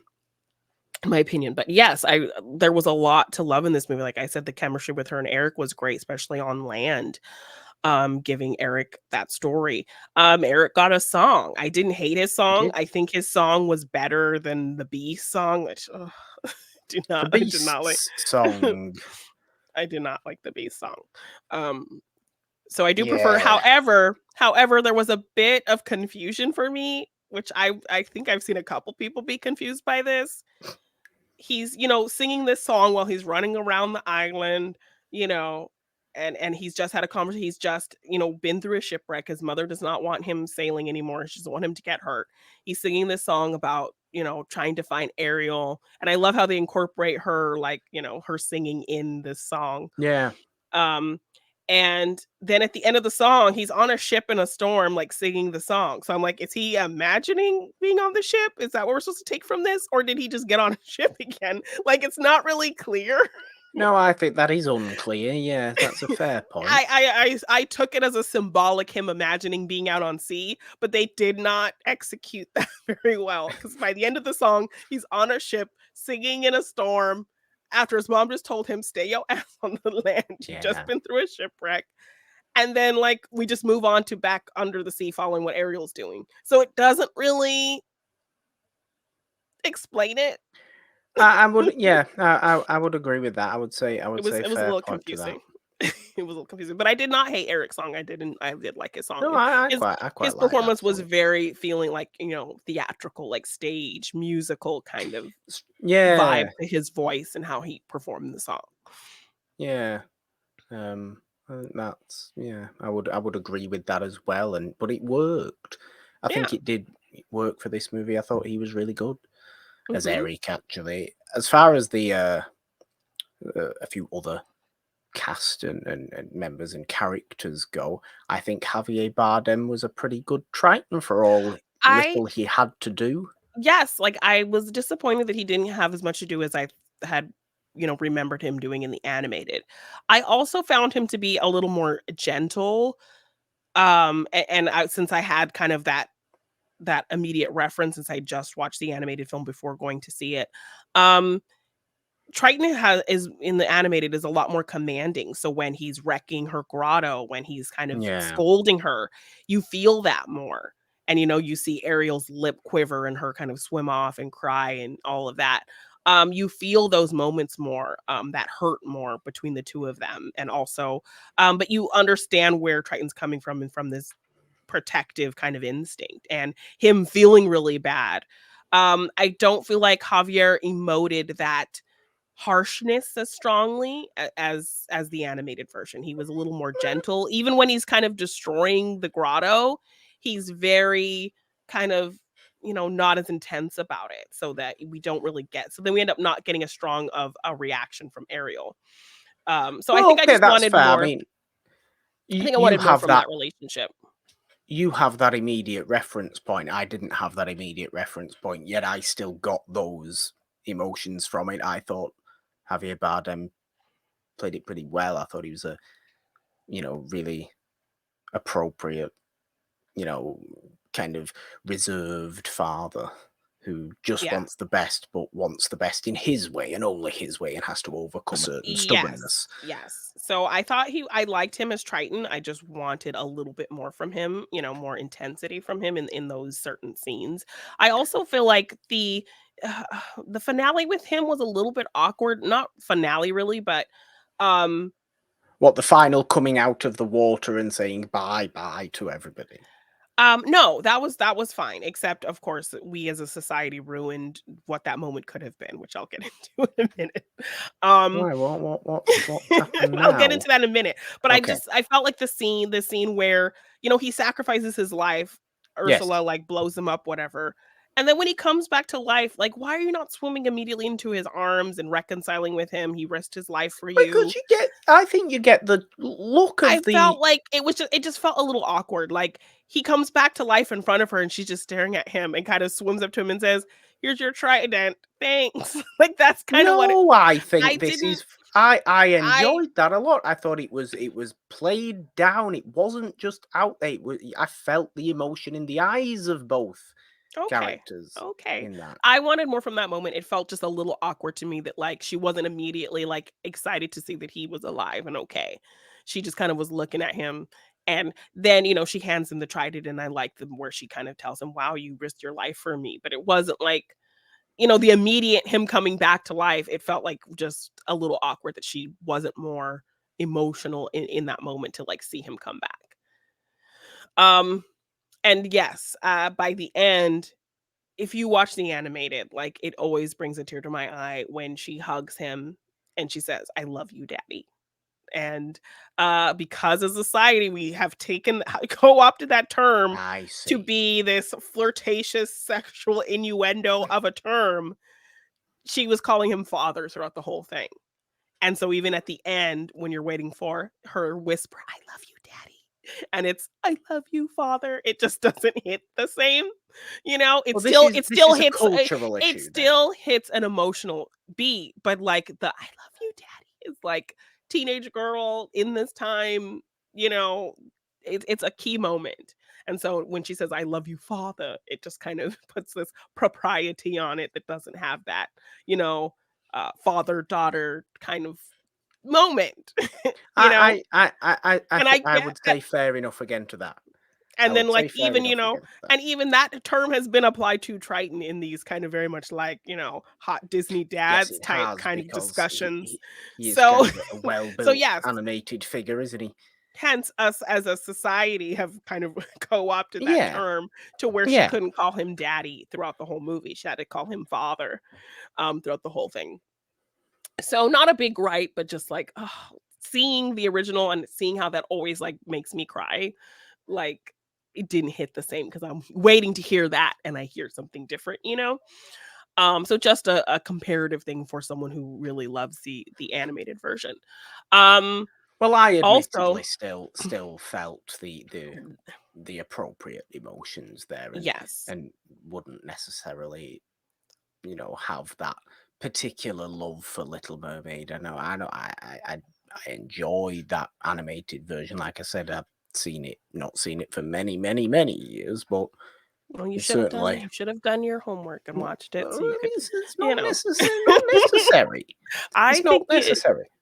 well, The point I'm making is about this movie, and it worked in the context of this movie for me, so I okay. can't complain. Okay. That's Wow. all I'm saying. I think, you know, they made an effort to have some iconic shots from the They animated version in did, this movie. yes. So, but for me, there was another scene that was just as iconic as the hair flip, just as iconic as the rock splash that was not executed well at all. And Um, this was. on land, as a as someone who, you know, loves a good you know, makeover moment. Ariel on land has had some great fashion moments. You know, her dress that she wears when she has dinner with Eric when she first gets on land, her blue dress when they go out exploring for the day. And then when Triton turns her human and she comes out of the water in this sparkling dress, like that is an iconic, memorable scene, just as iconic as the hair flip and the rock splash. And the fact that our reveal is her in that same old raggedy dress that he threw into the sea It that we've seen her is. in on the whole land thing. It's not on the beach. He just turns around and she's there. Like that final reveal should have been bigger, should have been given more pomp and circumstance and excitement uh as those other iconic scenes. And so the fact that it was just kind of him turning around and she's there in that same old beat up blue dress, like that was kind of a big letdown for me. I don't necessarily disagree with that. Like, I'll be and I honest. think everyone was speculating what's her final reveal dress gonna look like. She comes with her arms spread out, walking from the sea, and it's beautiful moment. He picks her up and spins her around, and it's this whole great thing. And then no, he just turns around and she's there. Like, hi, in that same blue Hi, dress. it's And the me. one dress, and she only wears one dress on land, the same blue dress we've seen her the whole time. So it was just kind of like, I wanted more. And then even like her final dress was very just like her blue dress, but like in white and pink. So it was kind of like, which I guess, you know, they're being more kind of historical to an era of fashion and that time and in what people were wearing. And it's obvious like an island place. So she's not gonna be wearing some big floofy dress and all of that. But um yeah, just the fashion moments on land for Ariel were just not as magical or as exciting as as I would have wanted them to be. So that was kind of another Well, disappointment, which has nothing to do with story stuff. It just has stuff to do with aesthetically no, that I was just like, I don't. "Ugh," that I Like I wanted to said, see, that I was hoping to see, and I just didn't. I was kind of bummed. like I said, I don't necessarily disagree with that. But the fact is, again, I will just say, though the animated movies of which have resulted in these live action remakes are always the superior movies. As far as Yes, and I movies are get concerned, that. they And just that is just a consistency throughout. but I mean, And I aesthetically, think that will always be the case. and I totally get that. But I think aesthetically, if you're going to highlight these iconic moments and pull these iconic moments, especially and specifically from the animated, then those things need to be consistent. Everything else Yeah, around that can be your own interpretation and do something different and more expanded upon. But if you're going to do the hair flip, that's a big iconic moment in the animated. If you're going to do the rock splash in the song and all of that, that's a big iconic. Her walking out of the ocean in that dress is a huge iconic moment, and it has nothing to do story-wise that would change their interpretation of the story, but they chose not to do that, so that was just kind of a disappointing thing. no, I'm not saying that as a defense of what this movie didn't do. I'm just saying that as a factor You that have I to would just go into generally these movies expect and lesser. just expect Expect. less because Yes, I that is just fair. do. Yeah, So that's all I was saying about that. I that's a certainly fair point. expect less in terms of how the CG animal characters looked. I mean, I will say okay, I'll give them this. They're all acted, voice acted pretty well. I mean, Aquafina's doing herself no favors in just annoying more people that don't like her, yes, I mean, even though all I've I heard really do like her. all I've heard is how much people hate the Scuttlebutt song. It's kind of really annoying, but I happen to actually like Aquafina, They were so like, I was kind of "Lin-Manuel, into it. you did not you It's like" people hated it. it really is quite annoying. I can obviously see why it would be annoying. She's making the black noise an awful lot. Yeah, I understand. I just happen to like her kind of weird, frantic energy. energy. I do. Yeah. I don't really know why, but I do like that. But Yes, no, I thought she worked as that how character, but but how in particular Sebastian and Flounder actually looked in this movie, I thought was awful. yeah, and I think they Acted made it really well, more. particularly David Diggs as Sebastian. I think nails it. Yes, I mean, I think, they kind of sidelined Flounder a little bit more than he was in the They did, animated to kind of do a more team up of Scuttle and Sebastian. yeah, I think maybe it was because of how he looked that they just kind of said, yeah. um Flounder looks awful. yeah, so he didn't really get a lot to do. Um, and Sebastian, I will say, Sebastian got a lot of laughs from my theater. People Okay, loved I mean Sebastian. he was And quite I will funny. also make a note that I think if your last name is Diggs, you go to the same Caribbean accent school, because Yes. parts of David Diggs' accent was giving me Tay Diggs from Ah. Stella Got Her Groove Ah. Back. I was just like, what are the odds of these two Diggs mans doing these Caribbean accents and both of them sounding the same kind of stereotypical must be Jamaican Diggs man must be a type? Diggs thing. Yeah, so yeah, Diggs acting school for Caribbean accents It is. was I one mean, of it's very pronounced as well, isn't yes, it? It is certain cadences very, of very words. I'm like, pronounced. that sounds like Winston from How Stella Got Her Groove Back. Like, that's what I was. Just slightly more than an actual natural Jamaican accent. Yes, it was very much put on. So Yeah. it's just But like, I think this, but it was how Under he the Sea was really well it was performed by yes. him. He had fun with it. People how he delivered some of his lines, like when he's walking away, just kind of mumbling Muttering to to himself. himself. Yeah. Yes, those got a lot of laughs. Like every time he said something or had a funny quip, my theater was laughing. So they really loved Sebastian. And I think out of the three, he was able to emote the best because at least he had those kinds of eyes that were, He did. I don't like the look of it. I think yeah. it's a CG mess in certain parts, and I don't love that. I Yeah. do really like the story though, and I think it's a better, like I said, one of the better live action remakes. As far as Ursula goes, to close us out, I think Yeah. Melissa McCarthy had a really tough job. Oh, yeah. I mean, Pat Carroll To was iconic. a Um, really, really tough job, and she does about the best she Possibly possibly could. could do. Yes, I think in the certain point she's going a little over the top and being a bit theatrical with, sometimes, she kind of seems like she's doing a bit southern thing and then she's doing like a, you know, British over I exaggerated it British thing and some kind of it's line it's funny delivery. you say that because I felt she wasn't doing that enough. Yeah, she didn't really commit to it. You heard it in kind of moments, but she didn't fully commit to either one kind of, either cadence. So You had she think kind of of the gone, animated Ursula, and it's very theatrical, it's yes, and very very grandiose consistent. all the time. Yes, I think she did a good job. I enjoyed her. I especially love that I was really waiting for this. They're gonna give her some ridiculous redemption story, especially kind of they really were more Yeah, no, obvious we don't about want that. the familial relation between her and Triton, Yeah. which they don't even mention in the animated film. But I think later texts and things like that reveal that they are brother and sister. So the fact that they were able to bring that up and mention it, I thought they were gonna like do some arc about how she was wrongfully banished and da da da da da and give, Yeah.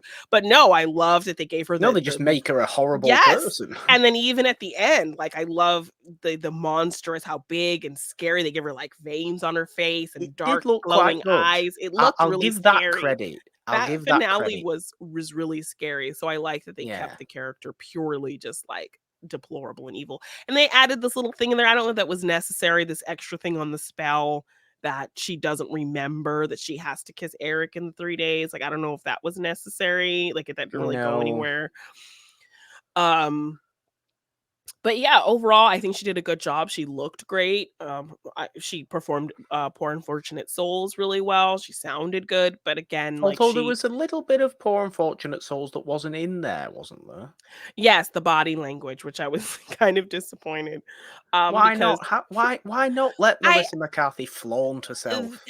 they were really kind of stepping away from um I think body agency type kind of ideals. Like I think a lot of the you'll have your looks, you'll have your pretty face, kind of highlighting that, women should say, Okay.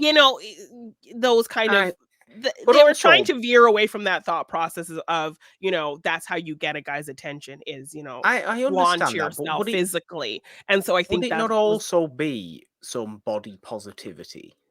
yes, but I think that's just I'm just explaining why I think they probably changed No, those lines or I took get it out, that. which was, like, always a disappointment to me because it was kind of this inside joke with me and my coworkers because, you know, at my old work, it was a very kind of toxic environment, and my boss kinda once told me something about how, um, I invoke a negative attitude with my body language.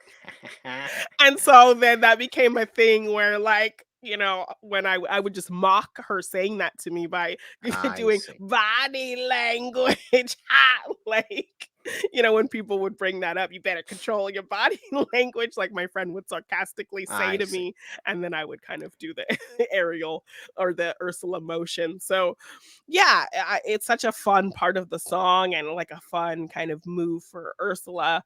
But yeah, I so I missed it a little bit, but I think they found a way to still make the song work without it.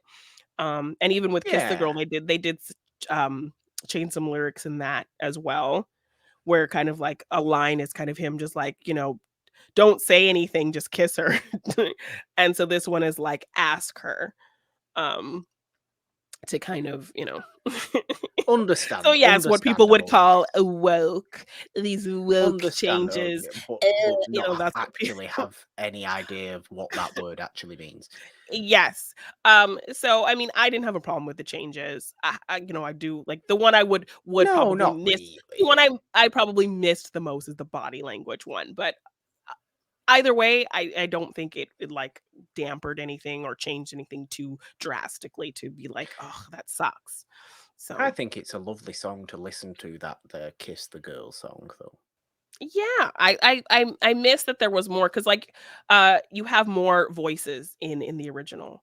So I was No, missing that. I mean this version. It's kind of It's muted. more toned down. Yeah, it's more It's just toned Debbie down. Diggs and yeah, it's more You like get the three steel voices. pans come back a little bit, and the Yes. natural sounds, and I like that. Yeah. Very It's more stripped down. It's like sweet. Kiss the Girl unplugged, I guess. But I do think I Mm. preferred like the more voices and stuff that were in the original one, but I don't think this one was bad. I liked all the songs, of course, Scuttlebutt. I liked the idea of it, but It's a let let Lin Manuel Miranda write another rap Disney song.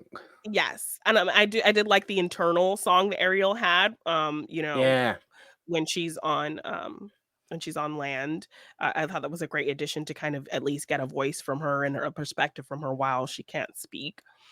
Um, and just one more scene that kind of, wasn't not something that I missed from the original. I absolutely love the scene when she first sees Eric.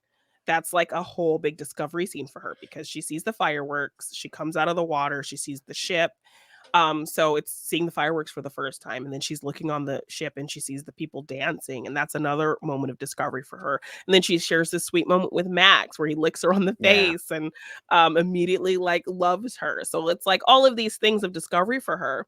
And they're playing this jig song, which I love the jig song, and then she sees Eric. So it's like all of these lead up of things that she excite her, leading to this whole thing. And like teenage girl seeing your crush for the first time, like I think that is a huge relatable moment. And so the fact that we didn't really get it done in that way, it was more her just kind of looking at him, and they didn't really take a camera beat to like focus on how she was looking at him, or like, you know, because I think there was, of course, all this whole big, motivation of the movie to like not make it about fully about Eric, and make it about yeah. Ariel and her dreams. But I think it's just a relatable concept to have a crush on somebody as a teenage person, you know. I would certainly think so. I mean, you So don't I don't think necessarily it get wasn't. her going heart eyes, hands to the chin, Yes, pretty kind of which I thing, do you? loved that. Like, I love that moment, but I think it was just this whole agenda to, veer away from that, which I totally Possibly. understand, but I just think I think having a crush is a relatable thing for any teenager. So, I wanted to really feel that moment of her seeing him, because I think they did enough around that to hammer the point home that it's more about the experience on land in general and not just Eric. So I think still having that scene in there, would have done in the way it was done in the animated wouldn't have hurt that concept. So I was a Yeah, little bummed that we didn't get more of a ooh pretty kind of um you know uh first look well, between from both of them, as they're yeah. both very pretty people, like we say. Yes, yes. Um, no, I did. I enjoyed the movie though. Um, I still don't think they need to bother making them, but you might as well do it well if you are going to make them. So well done Yeah, for and I doing it mean, well. yes, and also just like, having to film this movie and make it look underwater, and Yeah, how I think for having to have this weird filming style in terms of making these people look underwater, and the special effects, I think a lot of people were worried about that. I think, there were moments that didn't look great, but overall for how they had to film this movie on harnesses and all these things and pretending to be underwater, I think it looked great. Yes. Scuttle also talks underwater for a certain time, Yes, which is nonsense. they made him a diving bird that can dive several feet. Um, Still can't open the mouth underwater. okay, well, it's based off of an Factually, naturally inaccurate. okay, along with the mermaid that she's With the talking to. yes, I Yes, believe but in they actually mermaids. I do not changed believe birds can I can breathe do that. underwater. Um, but I think that I saw some fun thing about Scuttle, that the fact they changed the breed of bird. It's actually a bird that you puts weird things in their nests. So they Okay, actually would have weird like human objects in their nests, like forks and not a fork. It's not called a a fork. dingle hopper. Thank you. Um So yeah, it's actually an actual bird who has weird things like, you know, artifacts and human things in their nests typically. So they thought that would be a cool bird to, you know, be the one to show her these things and act like they know what it is. It's a fair point. Um, That's a yes. fair point. Yes. So I did like overall I enjoyed the film. Of course I shared my grievances and they were all kind of more just like aesthetically comparable to the animated film. Yeah. Um but the things that they expanded on I think were great. I think Halle Bailey she really portrayed the curiosity and the strength of Ariel and her scenes on land were just so cute. Her chemistry with Eric. Um Even I think they did that switch up of her being the one to drive the boat into Ursula, which it was Eric who Yeah, they did it did. in there. Yeah. Which I didn't hate. Because it's her story and, you know, let her be the hero. That's a cool thing. Why not? Um, so yeah, I loved the additions to expand on characters and to expand on the world and the story. Of course, you know, like any live action, there are elements that I wish were executed a little bit better. But overall, like Halle Bailey kind of leading this charge, leading this movie, really made it special for me. So And at least the lead actor can sing, yes. Oh which gosh. we're so Without thankful auto for. tune. Yay, well done, Halle Bailey. You can Yes, actually yes, sing. Congratulations. yes. No, it's yeah. I enjoyed it more than I thought I would, to be honest. Yeah. So there we go. That is our full review of the Little Mermaid live action remake. And Jeannine, we're going to move in to round us Ooh, out to some okay. fun and games. It's not technically a game, but I want to have some fun with you today Oh goodness. because Okay. I just want. I have in front of me every Disney Studios animated movie, right? Okay. In order, chronological order, release order. And I Okay. just want your tiny little thoughts on every single one of them. If you haven't seen them, just say, I don't know, that sounds weird. Ooh, okay. Let's I do it. want quick fire, Okay. one after one after one after one, just to get Yes. pure, natural thoughts Ugh, of these okay. movies. And if you haven't seen them, you haven't seen them because I've not seen loads of them. Yeah, But there's there's quite a no few I shame haven't seen. there. Okay. There's no shame there. Okay. Snow White and the Seven Dwarfs. Dark. Dark. Fantasia. Boring. We like Fantasia, don't be horrible. It was the first Pinocchio. movie I saw in the theater, I think, actually. Um, okay. Dumbo. Mm, Racist. yes. That's what I think it should Yes, be. yes, that is the word for sure. Bambi. Sad. Make Mine Music. Yeah, I don't know what that is. Yes, we don't. Fun and fancy free. Yeah, no. Yes, we don't know these. Yes, we don't know these. Melody Time. Yes, No. we don't know these. We don't know these. The Adventures of Ichabod and Mr. Toad. Ooh, again, very dark, but I don't remember them that well. Great Disney ride, by the way. Yeah. Cinderella. Um, Magical. Alice in Wonderland. Um, Weird. Weird, that's a good one, yes. Peter Pan. Racist. Racist, yes, it's got an appropriate, yes. Lady and the Tramp. Oh, enjoyable. I was And expecting racist slash racist again, yes. racist. I'm just thinking of the bum bum bum rough. You know Oh, how much bum, I bum, love bum, that yes, of song. course. Bum bum bum rough. Sleeping Beauty. Uh, Also kind of boring. No, it's not. Yeah. Sleeping Beauty's good. I like Sleeping Beauty. Yeah. 101 Dalmatians. Um, Ooh. Covered on It's a Wonderful Podcast. I don't remember if it was you or if it was um, Dean. I don't know. I really like 100 Dalmatians. I like the animation style and the story. Like we get to be in. Cruella. Yes, she's a great villain. Yeah, Yes. sketchy because I like, Sketchy. you can see the lines of the animation moving. Yes. Yes, you Yeah, I can. always loved that about that. Yes, you Yeah. can. The Sword in the Stone. Ooh. Mm. I could skip that one. I It's weird and great and I silly and nah, I've only seen it once, crazy. and I just never Merlin's a crotchety old bat. aside from Robin Hood, this era of Disney was just not, and what Dalmatians, this era was not for me. Well, we've had your opinions on this next one, The Jungle Book. Yeah, it's fine. I've always been a massive Great Jungle voice Book work, fan. great voice work in that, but the story Always is been just not for me. one I always used to watch as a child. The Aristocats. I've never seen the Aristocats. It's our first. Also That's not our racist first one though. because we had also yes, a little bit. Robin Hood. We like Robin I Hood. love We, Robin we, we Hood. like Yes, Robin Hood. Robin yes, Hood's it's a great. lot of fun. Yes, The Many Adventures of Winnie the Pooh. it's fine. I never really got into Winnie the Pooh that much. Okay. The Rescuers. I never watched The Rescuers. It never appealed to me, but The Fox and the Hound. that's sad as well. Yes, Depressing. it's very sad. The Black Cauldron.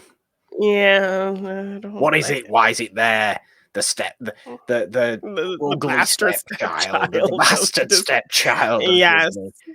I always kind of write it off, but now that I think about it, I don't think I've actually seen it. Okay. The Great Mouse Detective. I um What? I mean great great villain.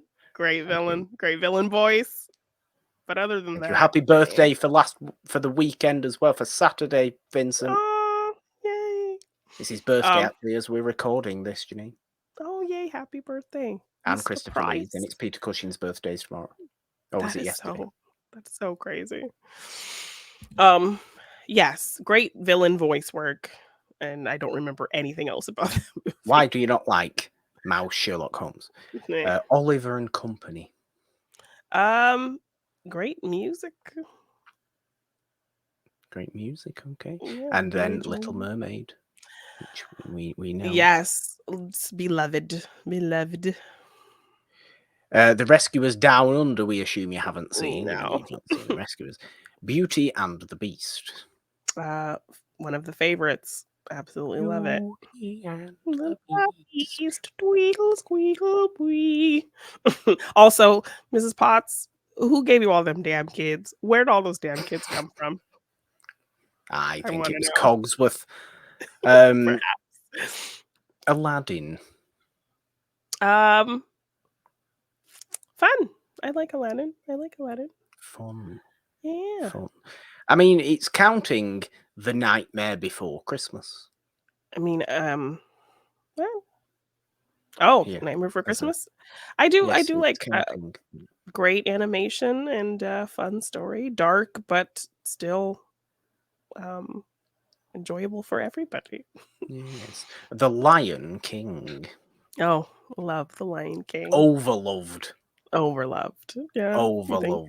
However, I do not like the Elton John version of the soundtrack. Sorry. Pocahontas. I mean, kind of racist, but um not looking at it as something that's supposed to be historically accurate. I Yes, do like not Pocahontas. equally this, not the same No. racist characters, not a racist movie. Yes. Um, I do I like think it's Pocahontas. Pocahontas. I like the animation style, and it's very colorful. Okay. Colors of the Wind. I like the music. Colors of the Wind. The Yes. Hunchback of Notre Dame. It's lower for me, but also I like how it's pretty dark and our villain is kind of a pervert, which was like how they were just able to He get is. away with that. He It's is. kind of funny. This is now also again reminded me that we really need to do Charles Lawton's Hunchback of Notre Oh Dame yes, or we on just do a Hunchback today's show. retrospective. How many is there though? This and I the mean, we could Disney. look. I think there's a There might couple be. There probably be iterations. another We'll have to one look into it. somewhere. Charles Lawton is very good. Okay. Yes, the Hunchback of Notre Dame. Hercules. My all-time favorite Disney Yes, movie. it is. We know that. Yes. Mulan. I love Like Mulan. Mulan is like in my like top Mulan. 5.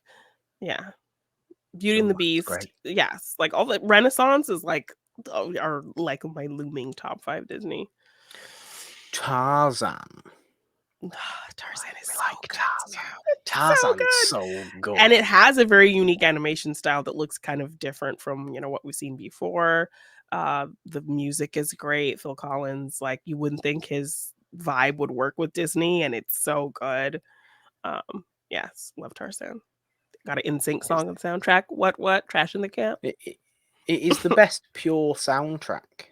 Screw the Yes. Lion King. Tarzan's the Yes. best pure soundtrack Yes. of any Disney animated movie. It really is. We're counting Dinosaur. I don't remember Dinosaur really. I always It used was to that watch CG, Dinosaur yes, as a wasn't it child. that weird CGI kind of looking Yes. thing? Yeah. The Emperor's New Groove. People love this movie, but I've like only People seen it do. one time and I don't know it well. It's probably Okay. one like revisit. I always want to Okay. revisit because I just don't remember it well at all. Atlantis, the Lost Empire. I saw this in theaters, also one to revisit. I remember really liking it, but I've never really had the urge to revisit it. But I know that's also kind of a cult classic, but I remember enjoying it. And Treasure Planet. Another one I did see in theaters as well, and I don't remember it well. This Lilo and Stitch. I love Lilo and Stitch. It's Yes, we so like Lilo it's and it's Stitch. it's probably one of the funniest Disney movies. It's I think that's hilarious. probably a fair point. Yes, I think Yes, that's a and good. Stitch reminds me of my dogs, so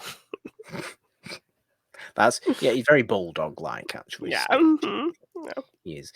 Brother Bear.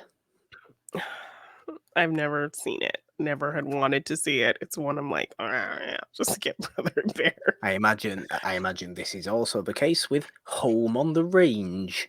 Well, Oh if dear. you go to our good friend Abby Friel's channel, we did a fun watch along with our Home on friends the James and Range. Teresa of Home on the Range, Oh my and it god. was awful. So, yes, you can check that out. Okay. So, Okay. a good memory comes out of that, but the movie itself is not great. Well, what about Chicken Little? Has a You, character named you, Abby in it. you're getting into trash bag territory now. Yeah, I mean, I don't really remember. I think it ended up being like aliens falling from the sky. It was all right from what I remember, but I barely remember it. Not very memorable. Okay. What about Meet the Robinsons, which, yes, is actually about my family. Yes, I mean, a blondish kid with glasses. I used to Yeah. look like this kid. I had the hair of this kid when I was about 11. Oh my gosh. I Well, did. I've Before never this actually. movie even... No, it was actually about the time this movie came Oh out. my gosh. Okay. And if I you looked had those exactly glasses like this now, man. I um, didn't have the glasses, no, at the I time, though. I've never seen it, but I know that has this like kind of cult thing as well. So Does it? Is it become a cult I thing, kind of Meet the think so, Robinsons? but I've never seen. I remember it being not great. Um, Genuinely not great. Bolt. I never saw Bolts. Never saw Bolt. That's not understandable. The Princess and the Frog. I love The Princess and the Obviously. Frog, obviously. Great And music, great story. Our yes, first Black Disney princess. Yeah, beautiful. Tangled. Love You Tangled, love so good. Tangled. Yes, Yes. we're back in business. Yeah. We're back in business with those two. Wreck-It Ralph. Wreck-It Ralph is a lot of fun, really smart, clever, all the references, the look of things, the familiar characters, like get Zangief and like all these other video game characters. It's a lot of fun. Yeah. Frozen. Overloved. Overrated. Overrated. Overloved. Yeah. We're putting Big Hero 6 in here. I liked Big Hero 6. I think it's kind of underrated. Okay.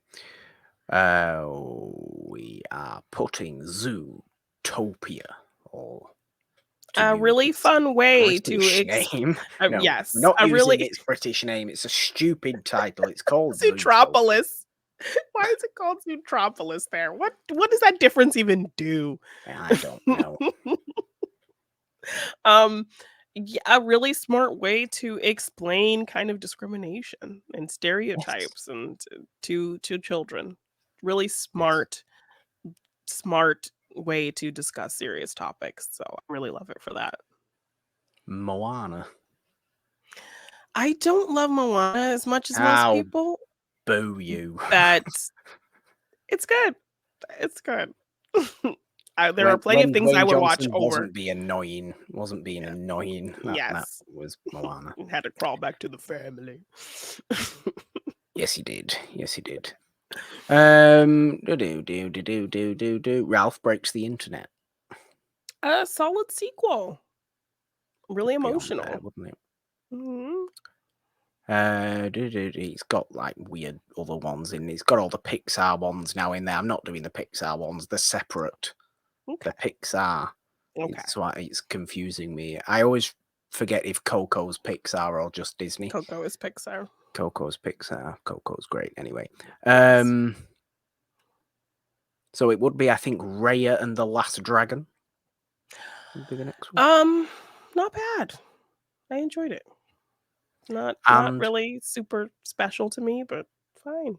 Okay. this list, and I presume it doesn't end here, but this list ends with Encanto. Loved Encanto. Loved the music and so bright and colorful, great story, really emotional. Yeah. Okay. Great lead character, great new lead character. Everyone loves Mirabelle.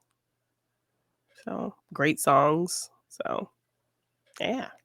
Yeah, that's the Bruno one, isn't it? Is that the Bruno one? Yes. Yes. Yeah. That song That was a crossover wonder. That was on the yeah, like I the pop guess. charts. Anyway, there we go. That's the fun of today's Yes. fun and games. Yay. All Janine's thoughts, quick On thoughts Disney. Yeah. on the entire history of Disney animated movies. Yes. But I love Disney. I'm a Disney adult. I will watch videos of people just having magical moments at Disneyland and like burst into tears.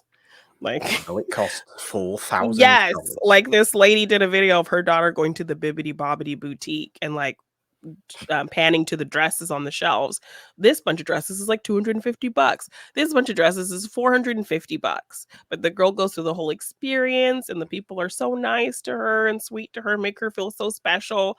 And then they do the mirror and like there's all this little glitter in the mirror and she's like gets Yes, to but see that herself costs and she's so happy. $5,000. It does. But seeing the look on that little girl's face made me cry this morning seeing that. So And this is the unfortunate thing: is everybody who works at Disneyland's really nice and a really good person. They just work for evil capitalism. Evil yes, like, the incorporated. cast members are amazing. Like, the moment my nephew had with this Okoye cast member Oh taking the yes. time to just sit with him and talk with him when he was, like, not really following the instructions. Like, "Everybody come to this line and do these moves," and he's just staring at her. And then, "Okay, kids, go back to your parents," and he just stays there looking at her. And so she takes the moment to talk to him and get to know him, and then she takes his hand and walks with him, and the crowd's like cheering for my nephew, and it was just such a great moment. And the cast members are great. So like, yeah, like I literally said that to myself while I was watching this video. I'm like, Disney is this ridiculous corporation, but like the magic is real. It's so special. Yeah, it's true. I Yeah, can't deny that. I yeah, feel very much the same in terms of that. yes, Well, there we go for today's episode of Monday Madness. Jeannine, it is not the only show we have on the feed, of course. If you are watching, it has been scrolling down at the bottom all episode long. Subscribe, ding your notification bell on this YouTube channel if you are watching this in full glory format. If you yes. are just listening, of course, you know you could also find Morgan Hasn't Seen and It's a Wonderful Podcast, the main show on this very podcast feed. all major podcast platforms. The It's a Wonderful podcast feed, Monday, Wednesday, and Friday. We have you covered with those 3 shows there. And subscribe wherever you choose to subscribe to. If you would like to support us on Patreon or donate in any way, there are links in the description to go and do that. We can't do what we do without that generous support. We love all our It's a Wonderful podcast patrons so very much. So yes, there are links there if you want to join us and support that way. You can, of course, also find us on Twitter at It's a Wonderful One. Find me on Twitter at The Purple Dawn with a 3 instead of the E in the because, Jeannine. 3 is the magic number. On Instagram and TikTok at The Purple Dawn. All your, I was going to say poor unfortunate souls are aware, but that would liken you to being a squid monster. Evil. And you are not a squid monster. Well, I do have the best body language. But you can find all that. You can find all of that at my Twitter at JeannineDeBean _ or on Instagram and TikTok at JeannineDeBean. If you want to get any merch for any of our shows, you can find that at our Teespring shop. Just search It's a Wonderful Podcast on teespring.com, or the link has been scrolling below as well or in the description. We have some really fun designs over there, some Stranger Things designs, the logos for all of our shows, so please check that out. And if you want to purchase any of my art in print form, you can find that at my Big Cartel shop, g9design.bigcartel.com. There we go. There's definitely only one thing left to do. Janine, Tina Turner, please. What? That is not what I... Where did it come from? 3, 2, 1. That was very good, yes. Bye. Bye.